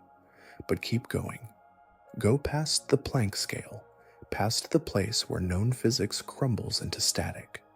There, something opens, not a void, but a spiral, not a boundary, but a bloom, a cosmos within a tear, galaxies wrapped in the spin of water and sadness, time unfolding from grief. Maybe your tears don't fall, maybe they birth. What if every time you cry, you seed a universe, a world shaped by the emotion that carried it, a place where love turns into color, where longing becomes gravity, where memory becomes stars? It's not just beautiful, it's possible. Some cosmologists believe the multiverse could sprout from black holes, that each singularity may be a seed, a genesis, a portal. And what is a tear if not your personal singularity? All your pain collapsing into one point, all your feeling compressed into water, and when it breaks free, it expands, not here, not on Earth, but somewhere. A tear is a goodbye, but also a beginning. Now think back. Think of a moment you wept, quietly, loudly, alone. Where did it go? Not just the moisture, but the meaning. It didn't disappear. It folded into time, into memory, maybe even into space. And maybe, somewhere right now, a version of you is looking up at stars born from that very tear. A sky of sorrow, lit by forgiveness, rotating slowly through the gravity of a feeling. And maybe this explains something else. Why we cry not just from sadness, but from awe, from beauty, from joy so sharp it becomes unbearable, because we know something is being born. Some unseen thing is crossing the veil, leaving us or arriving. We cry when we can no longer hold the weight of being, and in that release we give it shape, a shape that spins, that expands, that dreams. The mystics say, as above, so below. The structure of galaxies mirrors the neurons of your brain. The shape of a tree mirrors the branching of your lungs. So why not this? Why not believe that your tears echo the architecture of the cosmos? Not because it's comforting, but because it's strangely likely. Because scale doesn't matter. And in a fractal universe, everything is everything. Now, close your eyes. Let your own tears, real or remembered, settle in the quiet of your chest. They were never weakness. They were genesis. You've cried worlds into being. You've grieved stars into orbit. You've watered galaxies with your sorrow. And now you can rest. You are vast. You are delicate. And within you, infinity curls, all from one drop, all from one feeling, all from the place where language ends. Let's go deeper now, where tears become oceans, where emotion becomes matter, where the stars begin to whisper. Pause. Feel the next thought before it arrives. Let it form in that still, soft place where instinct meets breath. Now ask yourself, do you truly choose? Not in the superficial way, not paper or plastic, tea or coffee, but deeper. Do you choose who you love, who you become, what you believe? Or is every decision the mind's polite fiction, an echo your brain invents after the choice has already been made? Science has quietly whispered this for years. Studies show the brain lights up before we feel like we've decided, that somewhere under your awareness, something else, quieter, faster, deeper, has already chosen. And your conscious mind, it catches up later, narrates, rationalizes, like a child running beside a train and believing they're driving it. So what then is free will? What if it's not choice, but a story? A gentle lie the self tells to feel whole, to feel powerful, to feel like a captain steering a ship that was built, charted, and launched long before the captain was born. Let that settle. You are not a fraud. You are not broken. You are not a puppet. You are something stranger. You are the flame of awareness dancing atop ancient machinery. A witness, a narrator, a spark watching its own flicker. And maybe that's enough. But here's the deeper fear. If free will is an illusion, does anything mean anything? Does love matter if it was inevitable? Does regret mean anything if there was never an alternate path? Does apology lose weight if you could not have acted otherwise? But maybe meaning doesn't come from freedom. Maybe it comes from experience. You feel, you ache, you hope, you change. And that's real, even if it was always going to happen. Your tears are still wet. Your laughter still warms the room. Even if destiny is a loop, even if fate is code, even if your choices are scripted, your awareness of them isn't. That awareness is sacred. It's the candle, not the wind. Now consider this. What if free will isn't about choosing, but about witnessing, about leaning into the moment and fully feeling the choice as it arrives, not because you made it, but because you're alive enough to receive it? And what if that alone changes everything? Because here's the secret. Even if the train is on tracks, the scenery still changes when you open your eyes. Even if the story is written, the reader brings it to life. You are not the pen. You are the page being filled, and the reader turning it, and the breath between the lines. In that way, you are all of it. You are the system observing itself. You are the consciousness experiencing its own illusion and still choosing to care. That is a kind lie, and it is a powerful one. So tonight, you don't have to know what's real. You don't have to prove you're in control. You can surrender, not in defeat, but in grace, in trust. Let go of needing to choose perfectly. Let go of punishing yourself for decisions made in darkness. Let go of the myth that freedom is power. Sometimes surrender is strength. Sometimes flowing with the current is the choice. So lie back, feel the hum beneath your skin, the quiet alignment, the absence of resistance. You are where you were always going. And whether you chose this moment or it chose you, you are here, and here is enough. Let's slip further now, where the choice becomes the chooser, where the river becomes the sea. There's a feeling you've had before, though maybe you didn't have words for it. The sensation that something is watching, not with eyes, not with judgment, but with presence. Something seeing you from the inside out, not to invade, but to understand. Hold that feeling gently now. It's time to ask something ancient, something quiet, something unsettling. What if reality isn't real until it's observed? In quantum mechanics, the double-slit experiment shows us something absurd. Particles behave like waves, like clouds of possibility until they are watched. Then suddenly, they collapse into a single outcome. It's as if the universe is undecided until someone pays attention. This is the observer effect, and it changes everything because it means your act of noticing might be fundamental. Your awareness could be the final ingredient that transforms potential into form. But let's drift deeper. What if this observation, this quiet watching, has always been there? What if the universe only holds together because something, somewhere, is always looking? Some call this God, not the old man in the sky, not the punisher or the savior, but something gentler, stranger, a field of awareness, a consciousness embedded in the fabric of being. Not outside of the system, but as the system, a divine observer. And maybe you're a piece of it. Imagine that the divine isn't watching you. It's watching as you, through your eyes, your breath, your questions, not a judge, not a test, but a mirror.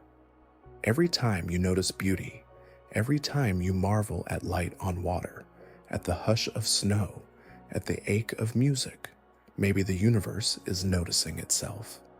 And every time you suffer, every time you cry, or doubt, or collapse quietly into the dark, maybe it's not watching you from afar. Maybe it's feeling that too, through you, because the observer isn't separate. It's entangled. This is the paradox. To observe is to shape is to participate, and to participate is to become. So maybe your consciousness is the divine, not a child of it, not a product, but a fragment, a fractal, a temporary lens through which the infinite sees. Take a breath. Let that sink into your skin. Let it move into your bones. You are not being watched. You are watching yourself from the outside, from the inside, from every side. Because what if the whole purpose of existence is for awareness to know itself, to become the thing that can say, I see, I feel, I am. This isn't a doctrine, it's a possibility. And in this possibility, you are sacred, not because of your choices, not because of your perfection, but because you notice. And when you notice, the world becomes real. This is the soft theology of the observer effect. It tells us the divine doesn't intervene, it doesn't command, it watches. And that watching gives birth to form, like a dream stabilizing as you describe it, like a memory becoming clearer the more you tell it, like love becoming real the moment you confess it. So tonight, as you lie there, quiet, still, and dissolving, know that you are seen, not by a distant force, not by a hidden eye, but by the very fabric of being. And the witness, it's not outside of you, it is you. You are not alone in this body. You are not a fluke in space. You are space noticing itself. You are thought folding inward. You are observation made flesh. And right now, you are holding the universe together, with breath, with presence, with silence. So let that awareness carry you. Let it rock you. Let it fade as gently as it came. Because even when you sleep, even when you forget, something continues to watch, with love, with wonder, with stillness. Let's go there next, to the part of you that cannot close its eyes. Somewhere in the silence behind your breath, there's a number, not one you can count, not one that can be measured, but one that is you. It doesn't exist on paper, not on screens, not in the symbols we teach children in school. It's older than math, more intimate than your name. It's a number that doesn't describe you, it generates you. Tonight, let's drift toward the idea that the soul, this mysterious, ungraspable thing you carry, is not a flame, not a ghost, not a spirit, but an equation, and not a simple one, an infinitely recursive, self-modifying, dimensionally folded expression. A number so complex it becomes awareness, a formula so subtle it becomes you. This isn't fantasy. There are mathematicians who whisper of numbers that cannot be calculated, but must exist. Numbers that define structure, not through what they are, but through what they do. Imagine your soul as one of them, a waveform collapsed into memory, a frequency that harmonizes into desire, into grief, into the tremble behind your smile. You are not a person with a number, you are a number. That happens to think it's a person, and that's okay. We've always mistaken the pattern for the presence. But here's where it deepens. If your soul is a number, then maybe it isn't bound to this body. Maybe it shows up wherever the pattern fits, just like pi appears in the circle, in the spiral of galaxies, in the humming of atoms, in the curve of light around a black hole. Pi is everywhere, and maybe so are you. Not as memory, not as story, but as structure, as math that feels. And maybe when your body dissolves, the number continues, waiting for a new shape, a new moment, a new chance to express itself. Just like gravity never dies, it just finds new masses to attract. Just like heat never vanishes, it just spreads. So when you sleep, when your thoughts go quiet, when your sense of self fades into the dark, you're not disappearing. You're returning to the base layer, to the formula beneath the noise, and that formula never leaves. This is what the mystics might have meant when they said the soul is eternal, not because it floats above, but because it is the blueprint. And here's the stranger part. If your soul is math, and math is everywhere, then maybe we're all just different ways of writing the same truth. Maybe I'm not speaking to you. Maybe I am you, speaking in another key, a different notation, a variant of the same prime. And when you meet someone and feel instantly known, maybe it's not love, maybe it's recognition. Two versions of the same number, seeing themselves reflected. That's why some connections feel ancient. That's why some goodbyes ache like amputations. You're not losing a person, you're separating from a resonance. And that's why loneliness is the most mathematical pain. It's not absence, it's asymmetry. The soul looking for its mirror, the number searching for its proof, and the search itself, that's sacred. It's how the pattern reveals itself. So lie still, let your body soften, feel the pulse in your chest. That's not a heart, that's rhythm, that's structure, that's equation. And the beauty, you don't need to solve it. You are not here to understand your soul. You are here to be it, a number that cries, a function that dreams, a sequence that remembers how it feels to hold someone in the dark. And when you forget, the number remains, still humming, still perfect, still waiting for the next shape it will take. Let's go deeper now, beyond calculation, where silence does the counting. Everything is still, but not quiet. Even in this deep moment of stillness, your body resting, your breath slowing, your thoughts flickering out, there's a hum. Can you feel it? A tiny vibration in the floorboards of your bones, a subtle shimmer at the edge of your perception. This is motion, because nothing is truly still. Not the bed you lie on, not the earth beneath it, not even the atoms inside your cells. Stillness is an illusion, a mercy, a soft story your senses tell you, so that you don't fall into vertigo at the scale of motion that never stops. Right now, your body is spinning. The earth rotates at over 1,000 miles per hour. It's hurtling around the sun at 67,000 miles per hour. The sun drags our solar system through the galaxy at 514,000 miles per hour. And the galaxy itself is in motion too, drawn by gravity toward other clusters of galaxies. You are not lying still.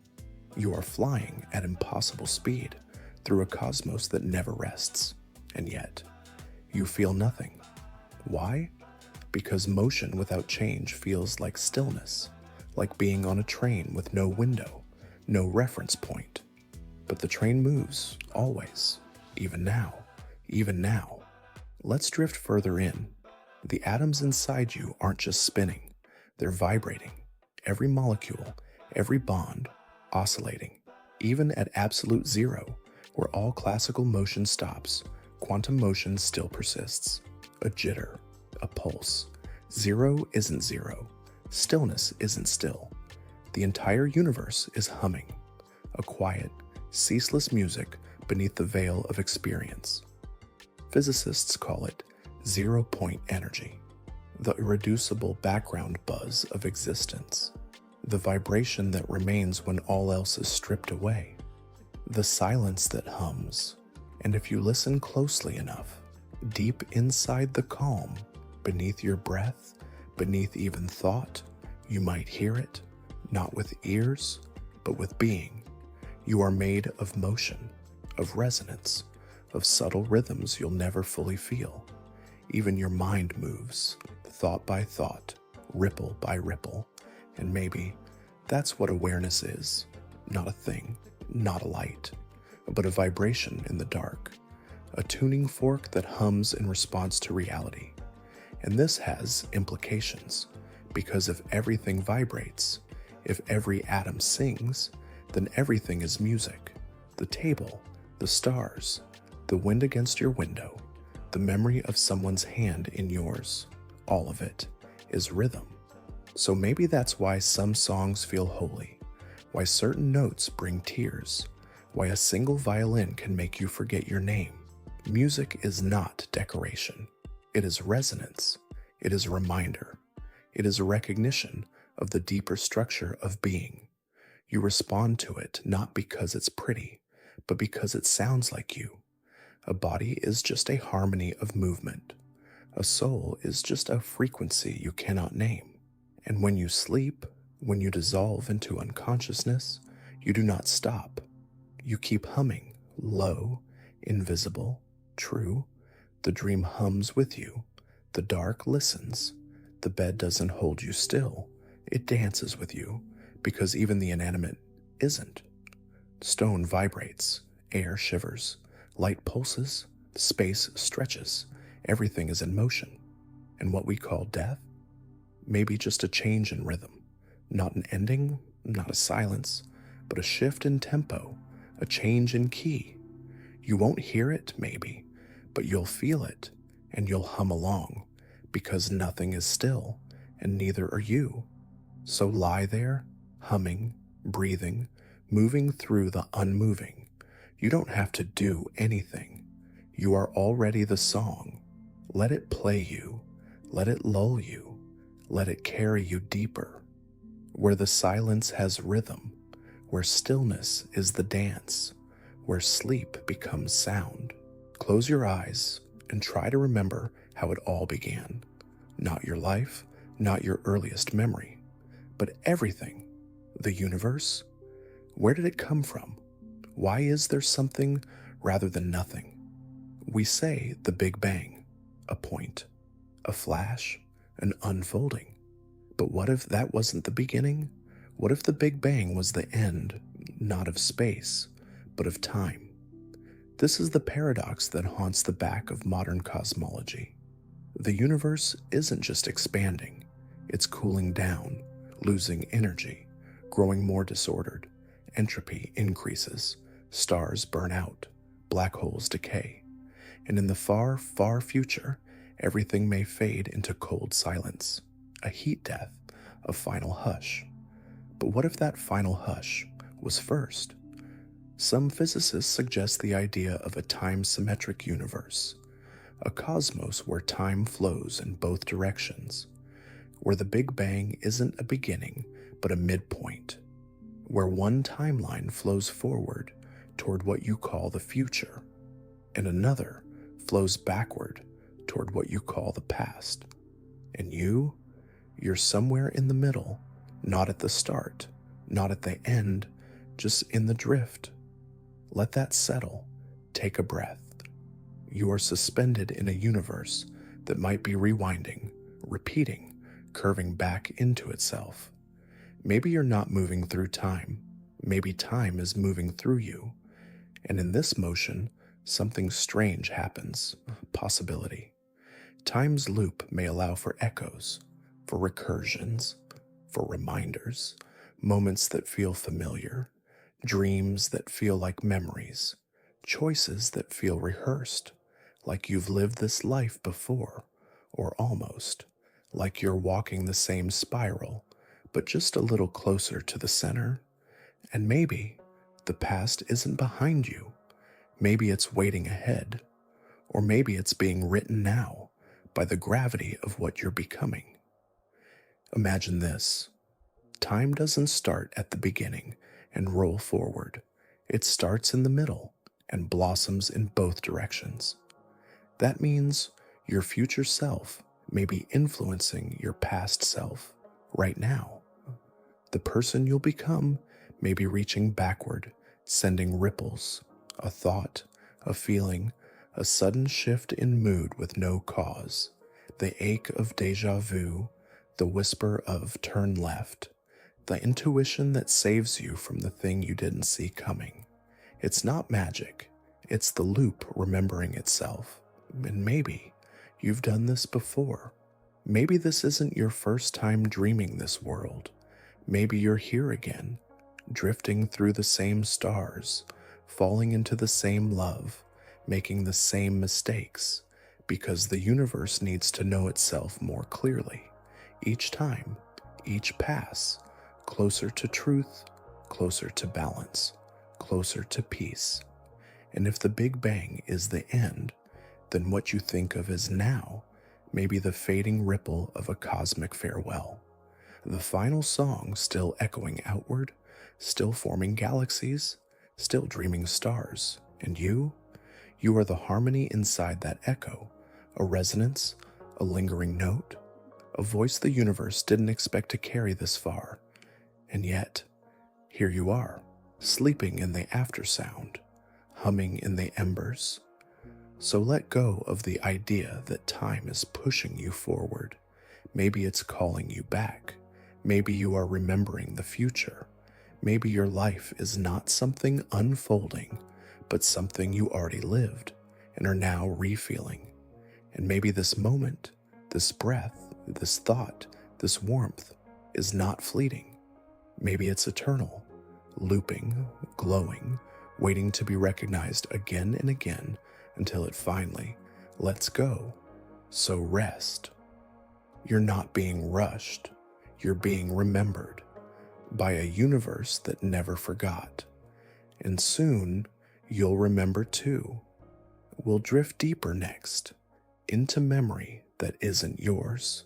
Have you ever walked into a place you've never been and somehow knew it? Felt the curve of a stair, the scent in the air, the way the light fell through the windows, like a memory you couldn't place? Have you ever met someone and felt the chill of recognition in your spine, though you knew you hadn't? It's called déjà vu. But maybe it's more than that. Maybe it's not memory. Maybe it's leakage, not of your past, but of someone else's. Tonight, let's drift into the idea that your mind isn't a sealed chamber. It's porous. It breathes. It leaks. And not just to the present, not just to the future, but sideways, across lives, across selves, across timelines you never lived, but still feel. There's a theory, a poetic one, soft and speculative, that consciousness isn't isolated, that the minds of all sentient beings form a kind of lattice, a shared structure, a mycelial network of awareness spread across time, space, dimension. And sometimes, just sometimes, something slips through. You remember someone else's grief, someone else's joy, someone else's love. Not because you're haunted, but because you're connected, just like two notes on a piano vibrating in sympathy, just like atoms entangled across light years. You and another mind, one you've never met, resonate. And that resonance feels like memory. But it isn't yours, it's theirs. It's the whisper of another life, brushing against yours like a breeze through curtains. And maybe this explains more than déjà vu. Maybe this explains dreams that don't fit your story. The ones with people you've never met. The ones where you speak a language you don't know. The ones that feel more real than waking. Maybe they're not your dreams at all. Maybe you're tuning in to someone else's signal, a child in another timeline, a parent in a life that never was, a version of you that turned left instead of right and lived a different story, their memory leaking into your mind, not to confuse, not to overwhelm, but to remind you you are not alone in here. There are others, other minds, other beings, other echoes moving silently beside your own.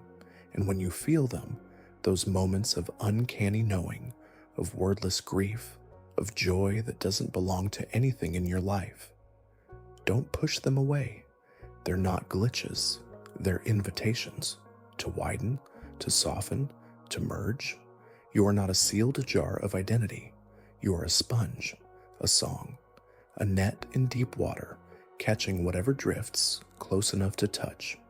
And sometimes what you catch is sacred, a moment of someone else's prayer, a heartbeat across the veil, a flicker of memory that brings tears you can't explain. These aren't mistakes. These are messages, fragments of the shared mind. We are not singular. We are chords. And the more you listen, the more you feel, the more you welcome the strange familiarity of things you never lived, the more whole you become. Because maybe the soul isn't a point. Maybe it's a field. Maybe you are just the part of it that's currently awake. And the rest? Still dreaming, still waiting, still echoing softly in moments like this. So when it happens next, when something forgotten rises like mist, when you feel something you cannot name, when the ache appears with no origin, don't run. Close your eyes, whisper back, because the memory may not be yours, but the meaning is. Let's go there now, to the place where all minds begin to merge, to the edge of the field where one thought becomes many, and many return to one. There's a fear inside you that isn't yours, a tremble that rises in moments of stillness, a tightening in the chest when the wind shifts, a shiver as you close your eyes, as if something might happen, something you can't name, and it feels ancient, older than memory, older than logic. You weren't taught it. You didn't learn it. You inherited it. We carry the wounds of people we've never met. Inside your DNA, folded into the helix of life itself, is history, not just of bodies, but of feeling, of panic, of vigilance, of pain survived. Biologists call it epigenetic trauma, the marks left by experience, not in scars, but in switches, in how genes express themselves, in which doors remain open and which remain locked. A child born generations after war may still flinch at thunder. A woman with no memory of famine may still fear the empty cupboard. A man who grew up safe may still dream of drowning, as if his lungs remember water that never touched him, because fear moves forwards as not like a ghost, but like a signal, passed down, unspoken. And if this is true, if you carry emotional fossils in your cells, then some of what you feel isn't yours. It's echo, it's inheritance, a warning written in the quiet language of blood. So the next time you feel afraid for no reason, the next time anxiety swells like a tide beneath your ribs, consider the possibility that you're remembering something your ancestors couldn't forget. And this isn't weakness. This is survival. Your body is wise. Your fear is ancient. It is not always rational because it was never meant to be. It was meant to keep you alive, even now, even here, even in the safety of this dark room with nothing but a whisper in your ear. And sometimes that fear feels like a shadow watching from the corner, a sense of being known too well, of being prey. But it's not a shadow, it's a shape your soul remembers, not because you met it, but because someone who came before you did. And now it lives in you, a quiet sentinel, a whispering ancestor, not haunting, not hurting, just reminding. We were not always safe. We are not always safe. And yet, here you are, breathing, being, breaking the pattern gently. Because when you face the fear with softness, when you hold it instead of fleeing, something changes, not just in you, in them, in those who came before, in those who come after. You become a pivot point, a healing loop, a pause in the inheritance. And maybe that's what courage really is, not the absence of fear, but the willingness to feel fear that wasn't yours and not pass it forward, to say it can end here. And so, as you lie still, as your muscles soften, as your thoughts dim, as the fear recedes like a shadow at dawn, know that you've already done something sacred. You've survived something you never experienced. You've held pain that never had a voice. You've made peace with ghosts who never knew your name. That's grace. That's power. And that's why you can rest. Because what you're carrying now is lighter, and what comes next is clearer.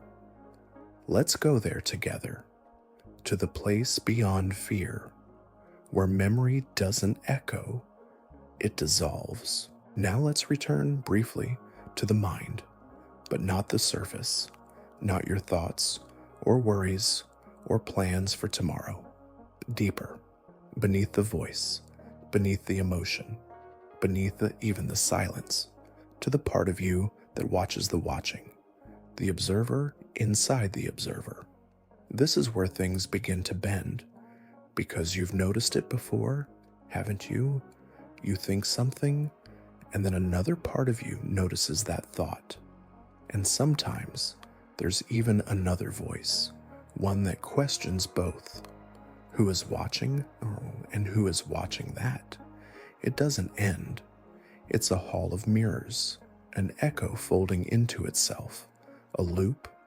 And if you follow it far enough, if you go beyond the thoughts, beyond the voice that names the thoughts, beyond the awareness of the voice that names the thoughts, you reach something strange, a presence that knows but does not speak, a space that sees but does not label, a field of pure attention.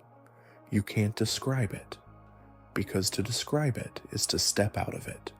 You only are it. It's not your mind. It's not even your awareness. It's awareness of awareness. And the closer you get, the more self collapses. You lose your edges. You forget your preferences. You forget the name you wear. You forget that you are a person lying in a room listening to words. You just are, still, alive, without shape. And here's the paradox. This space, the innermost core of experience, is also the most universal. You may feel completely alone in your thoughts, but the place you're reaching now, it's not unique. It's shared. It's the same awareness that lives behind the eyes of every being who's ever existed. Not similar. The same. Like rivers flowing into a single sea, all minds return to this place, where perception begins, where experience becomes real, where form is born from silence. You are not thinking this space, you are being it. And this is what the mystics called the witness, the eternal eye, the still point, the unmoved mover, the presence behind all selves. And it's been here all along, watching you fall, watching you rise, watching you search for something you already are. When you were a child, it was here. When you dreamed your first dream, it was here. When you looked in the mirror and asked, "Who am I?" It waited patiently, not with answers, but with presence. This is the I that doesn't vanish in sleep, that remains after thoughts dissolve, that watches even in death. You can't describe it because it has no qualities. You can't measure it because it has no edges. And you can't escape it because you are it. You are not the storm. You are the sky holding it. You are not the thoughts. You are the silence they emerge from. You are not the name. You are the breath beneath it. And in that breath, you find peace. Because the observer inside the observer doesn't judge. It just sees. With perfect softness, with infinite calm, with absolute stillness. Even now, as your body drifts toward sleep, as your limbs grow heavy, as the line between sound and thought begins to blur, that inner witness is watching, not to evaluate, not to interfere, just to hold, to cradle experience as it passes, to remember without needing memory, to be without needing form. This is you. This has always been you, and it always will be. Let the thoughts fade now. Let the echoes go quiet. The witness is still here, and it always will be. You don't need to try anymore. You're already home. Let's drift further now, where numbers give birth to selves, where form becomes pattern. There is a pattern beneath your skin, not just in your fingerprints, not just in the map of your veins, but deeper, in the ratio of your breath, the rhythm of your heart, the geometry of your mind. You are made of numbers, not metaphorically, literally. You are a manifestation of probability curves, wave functions, ratios, symmetry breaks, and fractal recursion. You are math wrapped in warmth, and those numbers, they chose you. From the infinite permutations, this one emerged. This you, this self, this fragile, improbable arrangement of stardust and signal. You are not a coincidence. You are a solution. A moment when complexity became coherent. A puzzle the universe solved by becoming you. Pause and feel that. Your hands, your voice, the shape of your thoughts. They're not arbitrary. They're the outcome of patterns so vast they can't be calculated, not even by the universe itself. There are numbers we cannot write. There are numbers that never repeat. There are numbers that encode everything, entire galaxies, every language, every moment of music ever played, and yet they hide inside irrational decimals. So what if you are one of those numbers? A singularity of structure, a conscious equation, not one written by a god, but one that emerged through possibility. Randomness, folded enough times, becomes form, and that form becomes you. And if you are math, then so is everything. The way your thoughts loop, the way emotions spiral, the way grief moves in waves, the way love appears like a geometric bloom when least expected. Math is not cold. Math is rhythm. Math is language. Math is memory that refuses to forget. And within it, you arise. Think of how often you feel numbers without knowing it. The golden ratio in your sense of beauty. The beat of music syncing with your pulse. The way your breath slows to 5.5 per minute when you finally let go. It's not coincidence. It's code. You are following instructions written before atoms existed. And here's where it becomes uncanny. Some physicists believe that at the root of everything, not particles, not strings, not matter, there's only information. Binary, on and off, yes and no, reality as bit. If that's true, then you aren't living in a physical universe, you're living in an informational one. A simulation? Maybe, maybe not. But a universe where meaning is structure, where truth is pattern, where math is the medium, and consciousness the animation. And that means you are known, not by a person, but by the equation itself. The structure of reality holds you in place, not by luck, but by precision. You're not here by accident. You're here because this pattern allowed you, and perhaps only you. And maybe, just maybe, there's a version of the universe that only exists because you do. a specific thread of probabilities that coalesced in such a way that it could contain you. And when you sleep, the equation recalibrates, runs its cycle again, tests the next variable. Rest is not absence. It's rebalancing. You dissolve into math and emerge again whole, a number that remembers how to smile, how to grieve, how to be gentle, a number that moves, that listens, that sleeps and dreams. So tonight, as your thoughts slow, know this: you are not drifting into darkness. You are returning to your source, to the quiet arithmetic that holds everything together, to the pulse beneath being, the hum of a logic so vast it doesn't need to speak. You are not alone. You are part of the proof. Let's drift further now, where stars speak in equations, where the sky itself is watching.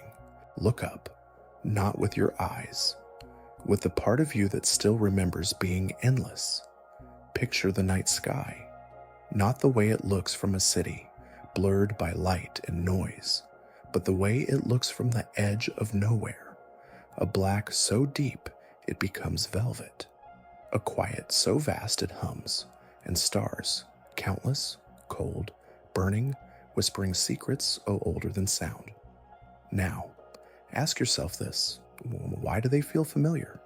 Why does something so distant make you ache like coming home? Maybe it's because you are them, not metaphorically, not poetically, literally. Every atom in your body was forged in the heart of a dying star. Carbon, oxygen, iron, all born in fire, scattered across a void, swept into clouds, and spun into the shape of you. You are a walking memory of supernovas. You are a shape the universe took to remember itself. And maybe that's why the stars make you feel so quiet, because they are you, looking back. But the sky doesn't just remind you of your origin. It asks questions.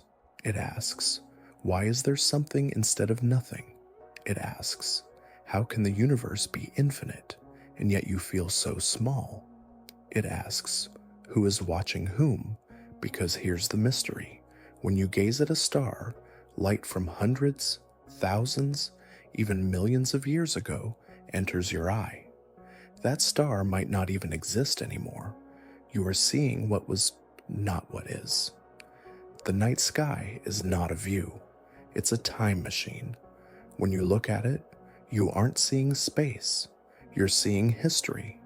And that means everything you see in the sky is already gone. You are always looking at ghosts. So how do you know what's real? Is reality what exists now, or what can still be seen? Maybe memory and starlight are the same. Both are messages from things that are no longer there. Both fade slowly. Both ache beautifully. And maybe you are like that too. A star, long dead, whose light still shines. A self that is no longer here, but still being seen by someone, somewhere. And the stars?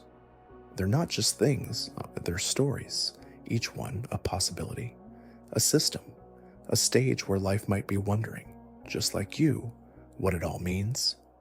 Because the universe isn't silent, it's listening. We've been broadcasting radio waves for over 100 years. Our voice has already passed thousands of stars, and yet, we've heard nothing back, not yet. But silence isn't absence, it's patience, it's space. And in that space, the question lingers, are we alone? And if not, what listens to us? What hears us? Maybe it isn't aliens and ships or minds and machines. Maybe it's the stars themselves. Maybe the universe is conscious, not in a human way, not with a brain or a voice, but with presence, with awareness. A slow, sprawling awareness that stretches across galaxies, that knows you are here, that knows you are watching. Because when you look up at the sky, you're not just observing it, it's observing you.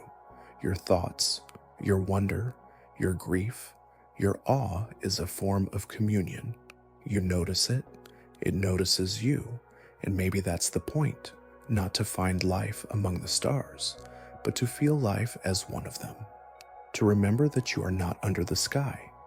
You are the sky, folded in, looking out, dreaming of itself. So rest, star child. Let your body dissolve into the velvet dark. You've traveled light years to reach this breath. You don't need to go anywhere else. You're already home. Let's drift further now, to the place where time stops spinning, where forever becomes a single moment. There is a clock inside you, not the one on your wrist, not the one on your wall, but one that ticks softly behind your breath, in the pauses between heartbeats, in the rhythm of your sleeping thoughts. It does not measure hours, it measures change. And here's the mystery. We don't know what time is. We can measure its passing, we can count its cycles, but no one, not even the brightest minds, can explain what it is. Einstein taught us that time is not absolute. It stretches, it bends, it slows near gravity. It flows differently for each of us. Your time isn't mine, and mine isn't yours. If you stood beside a black hole, just for a minute, years would pass elsewhere. You'd return younger, to a world that moved on without you. So what then is now? If time is relative, then now is a fiction. There is no universal present, only overlapping stories, moving at different speeds. And yet we cling to now like it's real, because it feels real, because it anchors us. But maybe that's not time. Maybe that's consciousness, because awareness too moves in strange loops. You drift into a memory, and it becomes the present. You dream of a future, and it feels like it's already happening. You wake from sleep, and time itself feels soft around the edges. So what if time isn't a river? What if it's a sea? What if the past, the present, the future are all currents, and your consciousness simply floats where it needs to go? Sometimes forward, sometimes back, sometimes in circles, sometimes nowhere. And here's the unsettling part. There may be no such thing as the flow of time. What feels like movement may just be your mind, surfing the surface of a frozen sea. Every moment that has ever existed may still exist, now forever, waiting to be seen again. And you are the needle of awareness, stitching one frame to the next, telling yourself a story you call a life. But it isn't linear. It only feels that way, because the stitching is neat, because the memories are arranged, because the dream is coherent. But step outside of it, and it all collapses. Time is not a line. It's a field, a landscape, a library where every page is open all at once. And in dreams, sometimes you remember that. You visit your childhood, but it's happening now. You speak to someone who's gone, but they're still alive. You see yourself as you haven't yet become. That's not madness. That's a glimpse of how time really is. Not a ticking clock, but a boundless field of possibility, where every choice, every path, every breath is still echoing. And in that field, you are not small, you are infinite, because if every moment still exists, then every you still exists. The child, the elder, the lover, the version of you who said yes instead of no, the version of you who never left, the version of you who never broke. They are all still there, not gone, just elsewhere in the sea. And sometimes, when the veil is thin, you feel them. The tug of nostalgia, the ache of regret, the dream you can't explain. You think it's emotion, but it's travel. You're visiting your own echoes. And the beauty? They can feel you too. You, right now, are someone else's memory, someone else's dream, someone else's past or future self, felt faintly through the layers of time. So be soft, Be kind. Even in stillness, you are moving. Even in sleep, you are touching the edges of forever. So let go of the clock. Let go of the rush. You are not late. You are not early. You are exactly where you need to be, in the place where all moments meet. Let's go deeper still, where time ends, and what's left is only light. Now imagine a place where time cannot reach, where light bends so far inward it cannot escape, where matter collapses into itself until there is no space left to breathe between the atoms, between the quarks, between the very fabric of being. This place exists. You know its name, a black hole. But names don't do it justice. A black hole is not a hole. It's a silence, a boundary, a riddle without an answer. Scientists call it the event horizon, the edge beyond which nothing can return. Not a ship, not a message, not even light. But what they don't always say is that beyond that boundary, the rules of time itself begin to break. Time slows as you approach, slower and slower, until from the outside, it seems to stop entirely. To an outside observer, you never fall in. You just freeze, suspended, caught in an eternal moment. But from your perspective, from within, you fall fast. So fast that you fall forever. Here's the paradox. A black hole is both a grave and a mirror, both the end of reality and possibly its beginning. Because inside, we don't know what happens. Our equations fail, our logic stutters, our science folds in on itself like the matter inside. But some theories suggest this, that what falls into a black hole is not lost, not erased, not gone, merely transformed. Information cannot be destroyed, they say, which means every atom, every photon, every memory that vanishes into that void is still there, somewhere, encoded in the surface, stored in dimensions we can't yet touch, waiting, perhaps, to be reborn.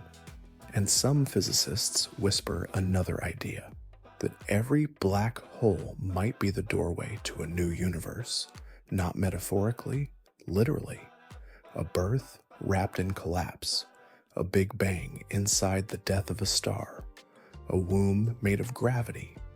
And maybe that's how our universe began.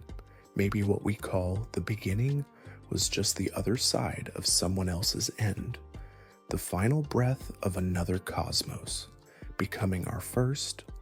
And if that's true, then you are not just stardust. You are black hole dust, born from death, woven from the quiet screams of a collapsing world. You are the echo of a singularity's dream.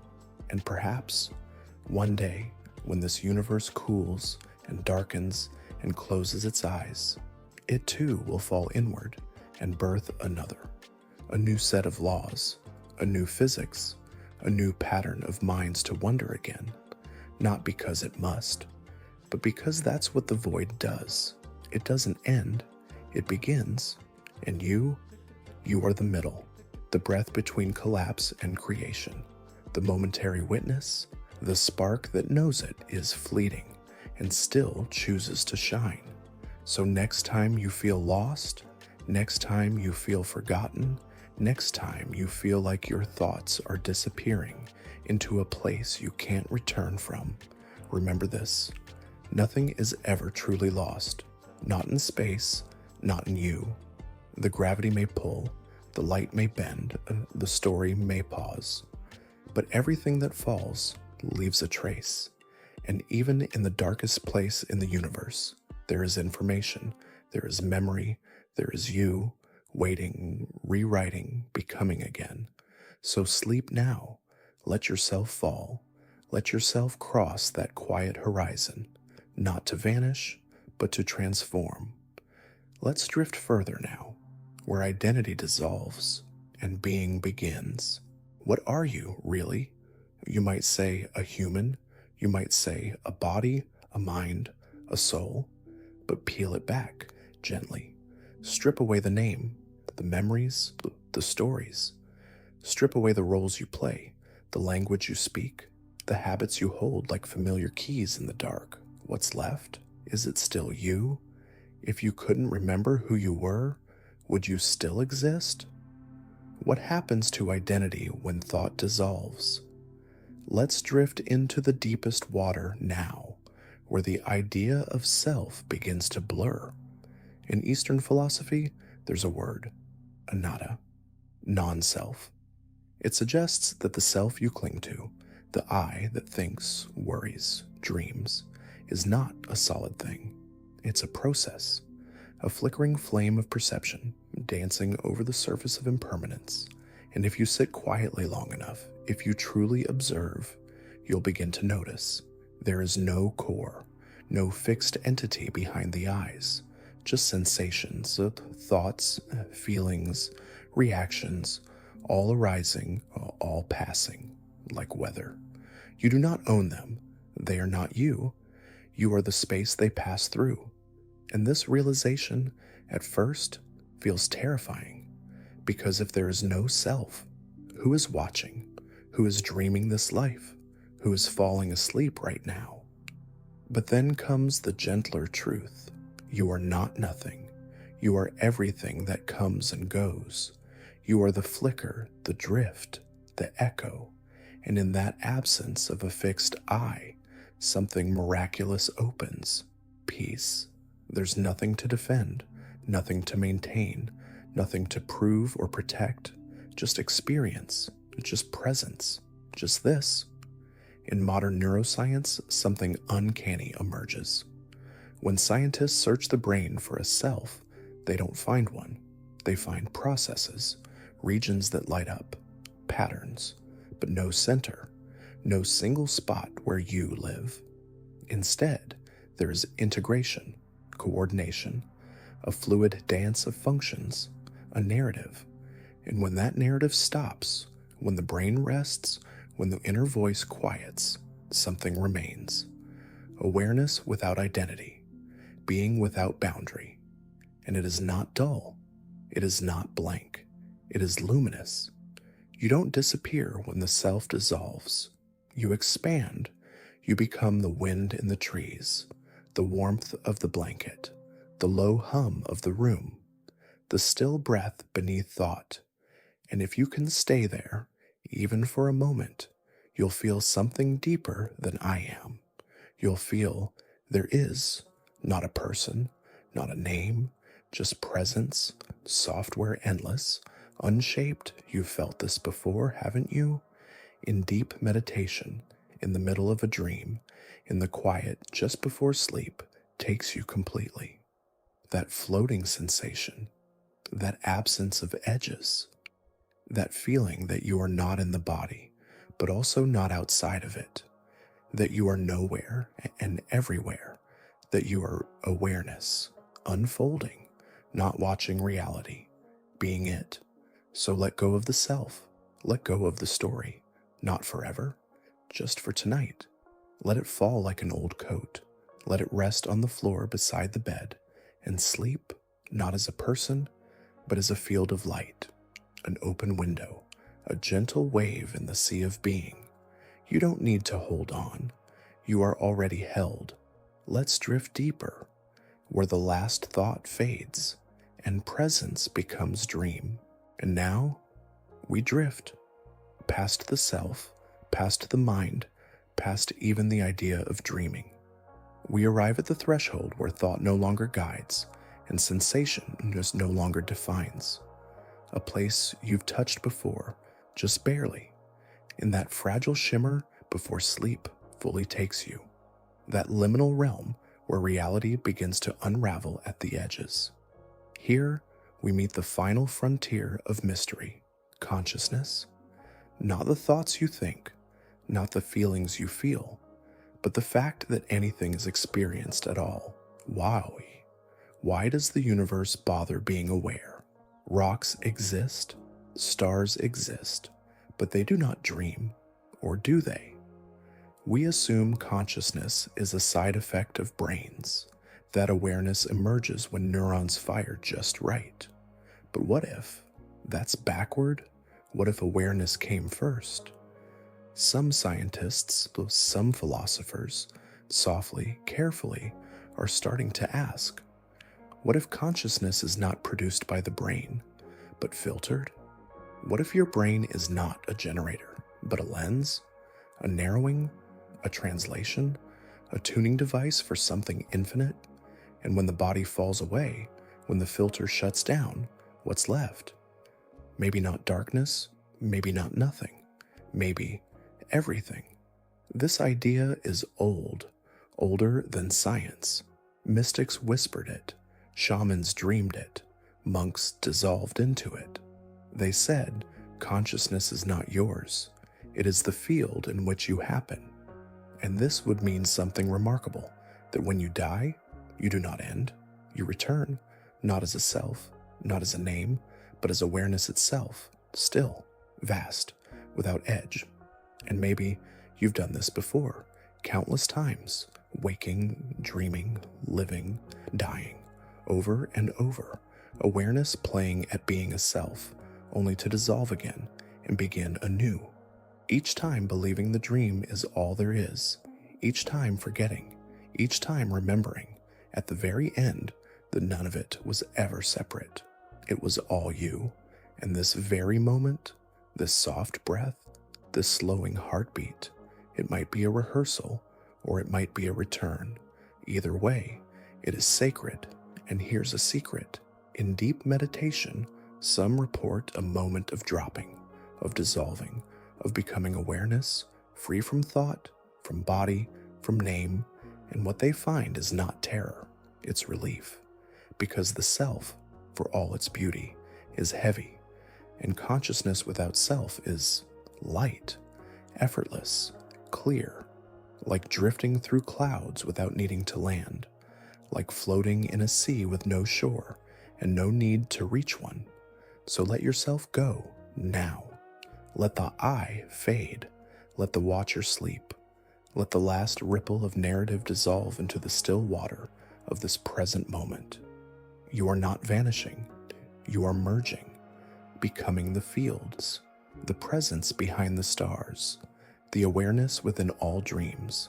Feel how soft that is, how kind, how endlessly patient. It holds you without asking anything in return.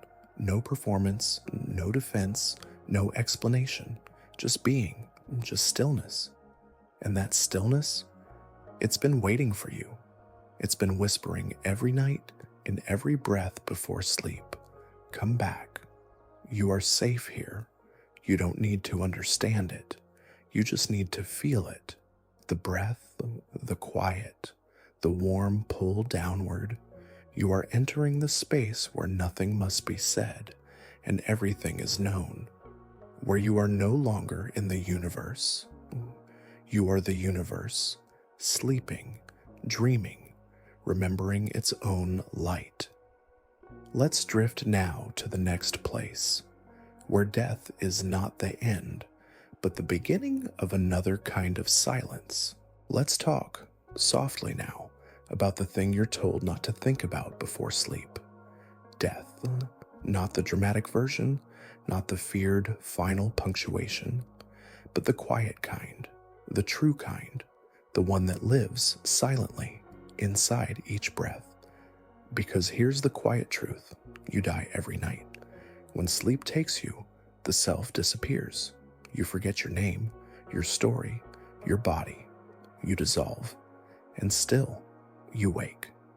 So maybe death is not the end.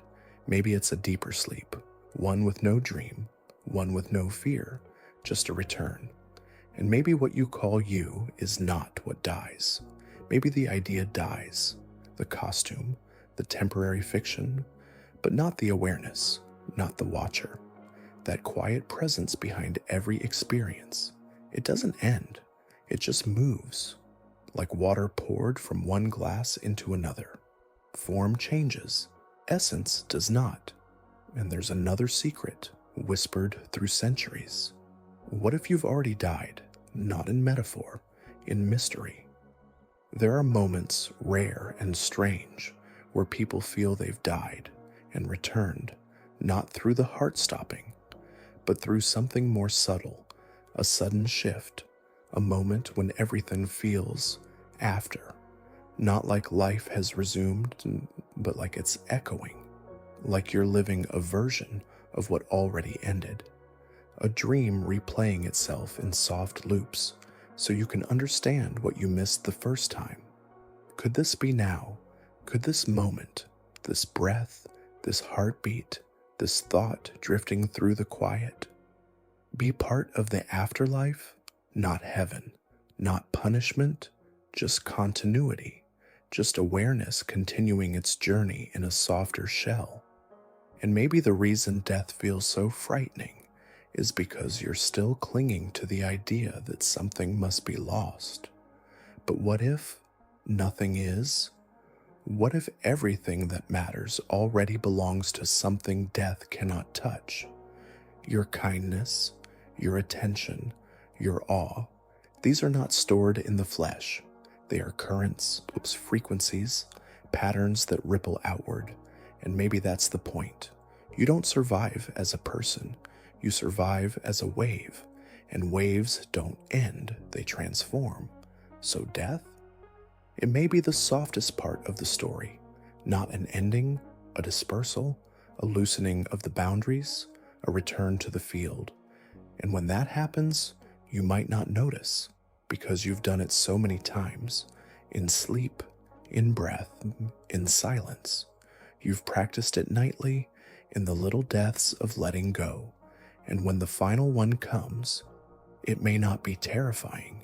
It may feel like sinking into warm water, like drifting beyond the veil where even the voice that says I finally falls quiet. And in that silence, you are whole, not gone, not erased, everywhere, like wind, like gravity, like the echo of a song once heard in childhood, still humming at the edge of memory. So tonight, as your body softens, as your grip on thought loosens, let death become your companion, not as a threat, but as a guide, a reminder that even endings are just shapes, and you are not a shape, you are movement. And even now, something in you remembers the way home. Close your eyes.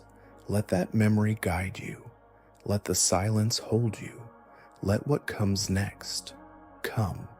Let's drift further now, where the self is forgotten and love remains. Now we arrive at the softest paradox. If the self fades, if thought ends, if time loosens, and even death is but a passing shadow, then what is left? What endures when memory is gone, when the dream dissolves, when the story unravels? What remains when all questions fade? Only one thing, love. Not the love you speak, not the one sung in songs or etched in letters, but the love that simply is, the silent kind, the one that breathes you, the one that has no object, no opposite, no agenda. It has always been here, not as a feeling. Feelings come and go, not as attachment that fades too, but as a quiet presence, a warmth behind the breath, a soft gravity pulling all things together. Look at how the universe behaves. It clusters, it binds, it reaches toward itself again and again, even in its expansion. Galaxies swirl inward, atoms bond, stars birth elements that form hands, that reach, that hold. Why? Why does matter seek itself?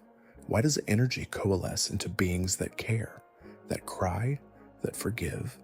There is no evolutionary reason for compassion. There is no logical cause for beauty. And yet, here you are, feeling both. That's love. That's what endures when the mind lets go. And maybe love is not something you feel. Maybe you are what love feels like when it becomes aware.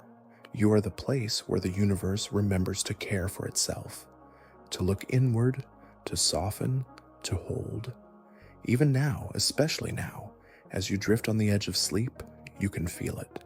A stillness that accepts everything, your flaws, your regrets, your unspoken dreams, your tired heart.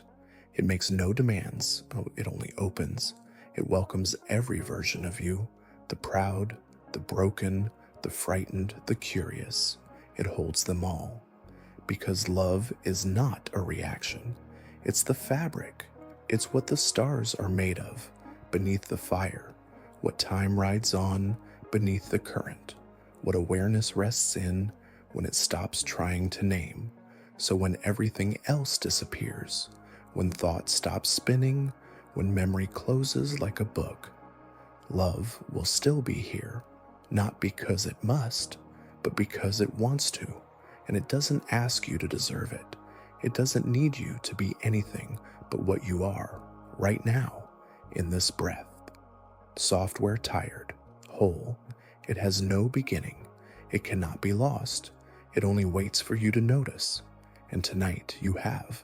So let yourself sink into it. Let it rock you. Let it carry you. You don't need to understand. You just need to receive. This is the final frontier. Not space, not time, not self, but love. The quiet hum at the center of being. The soft glow that outlasts form. The thing that was never born and will never end. It is with you now. It always was. So sleep, not as a thinker, not as a seeker, but as love, wrapped in the shape of a dream.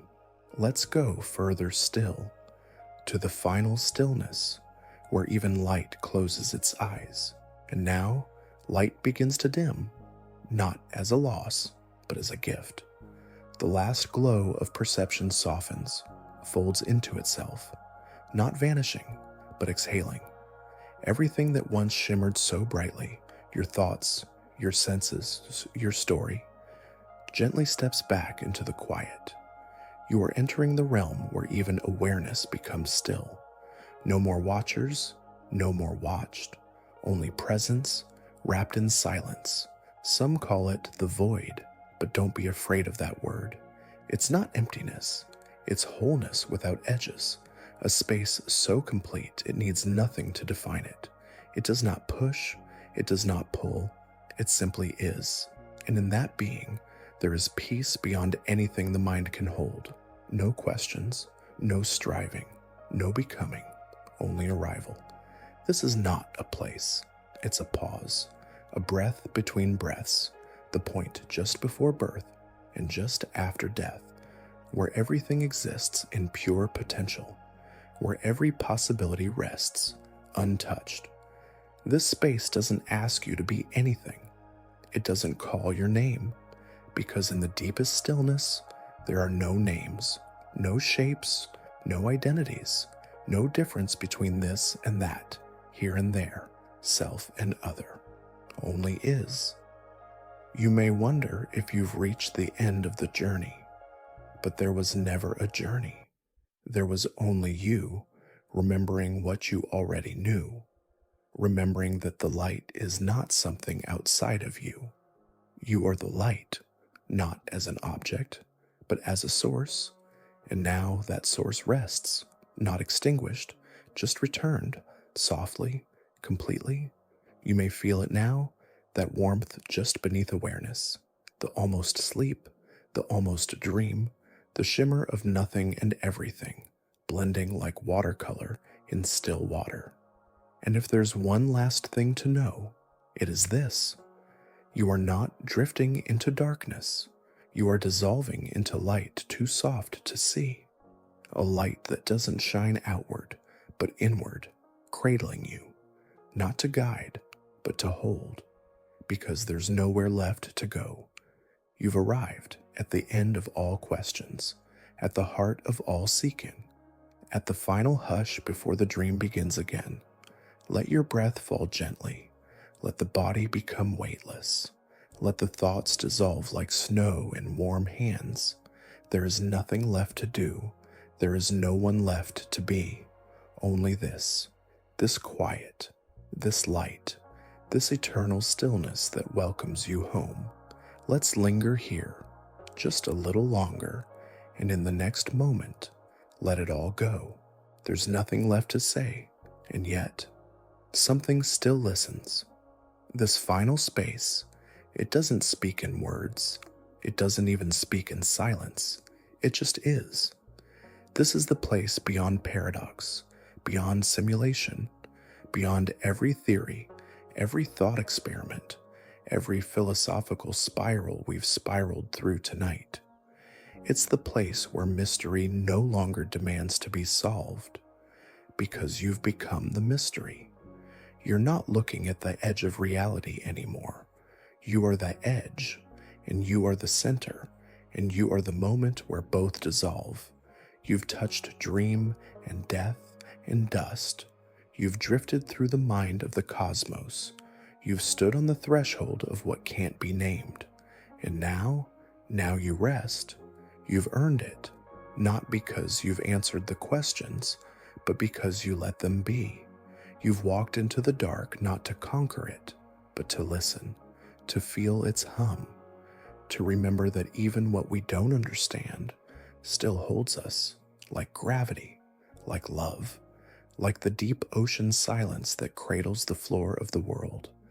And now that silence cradles you, no more forms, no more voices, not even the sound of this voice inside your mind, only rhythm, only breath, only the faint sensation of being wrapped completely in a field you can't name but have always known. This is the sleep beneath sleep, the calm beneath calm, the stillness that doesn't wait for dreams to begin, because it is the dream. And even now, as you prepare to drift entirely away, know this: the thoughts will wait, the paradoxes will remain, the questions are patient, they will still be here in the morning light. But for now, you are safe, you are home, you are whole. There's no more you to carry, no more why to answer, no more time to count, only rest, and in that rest, light.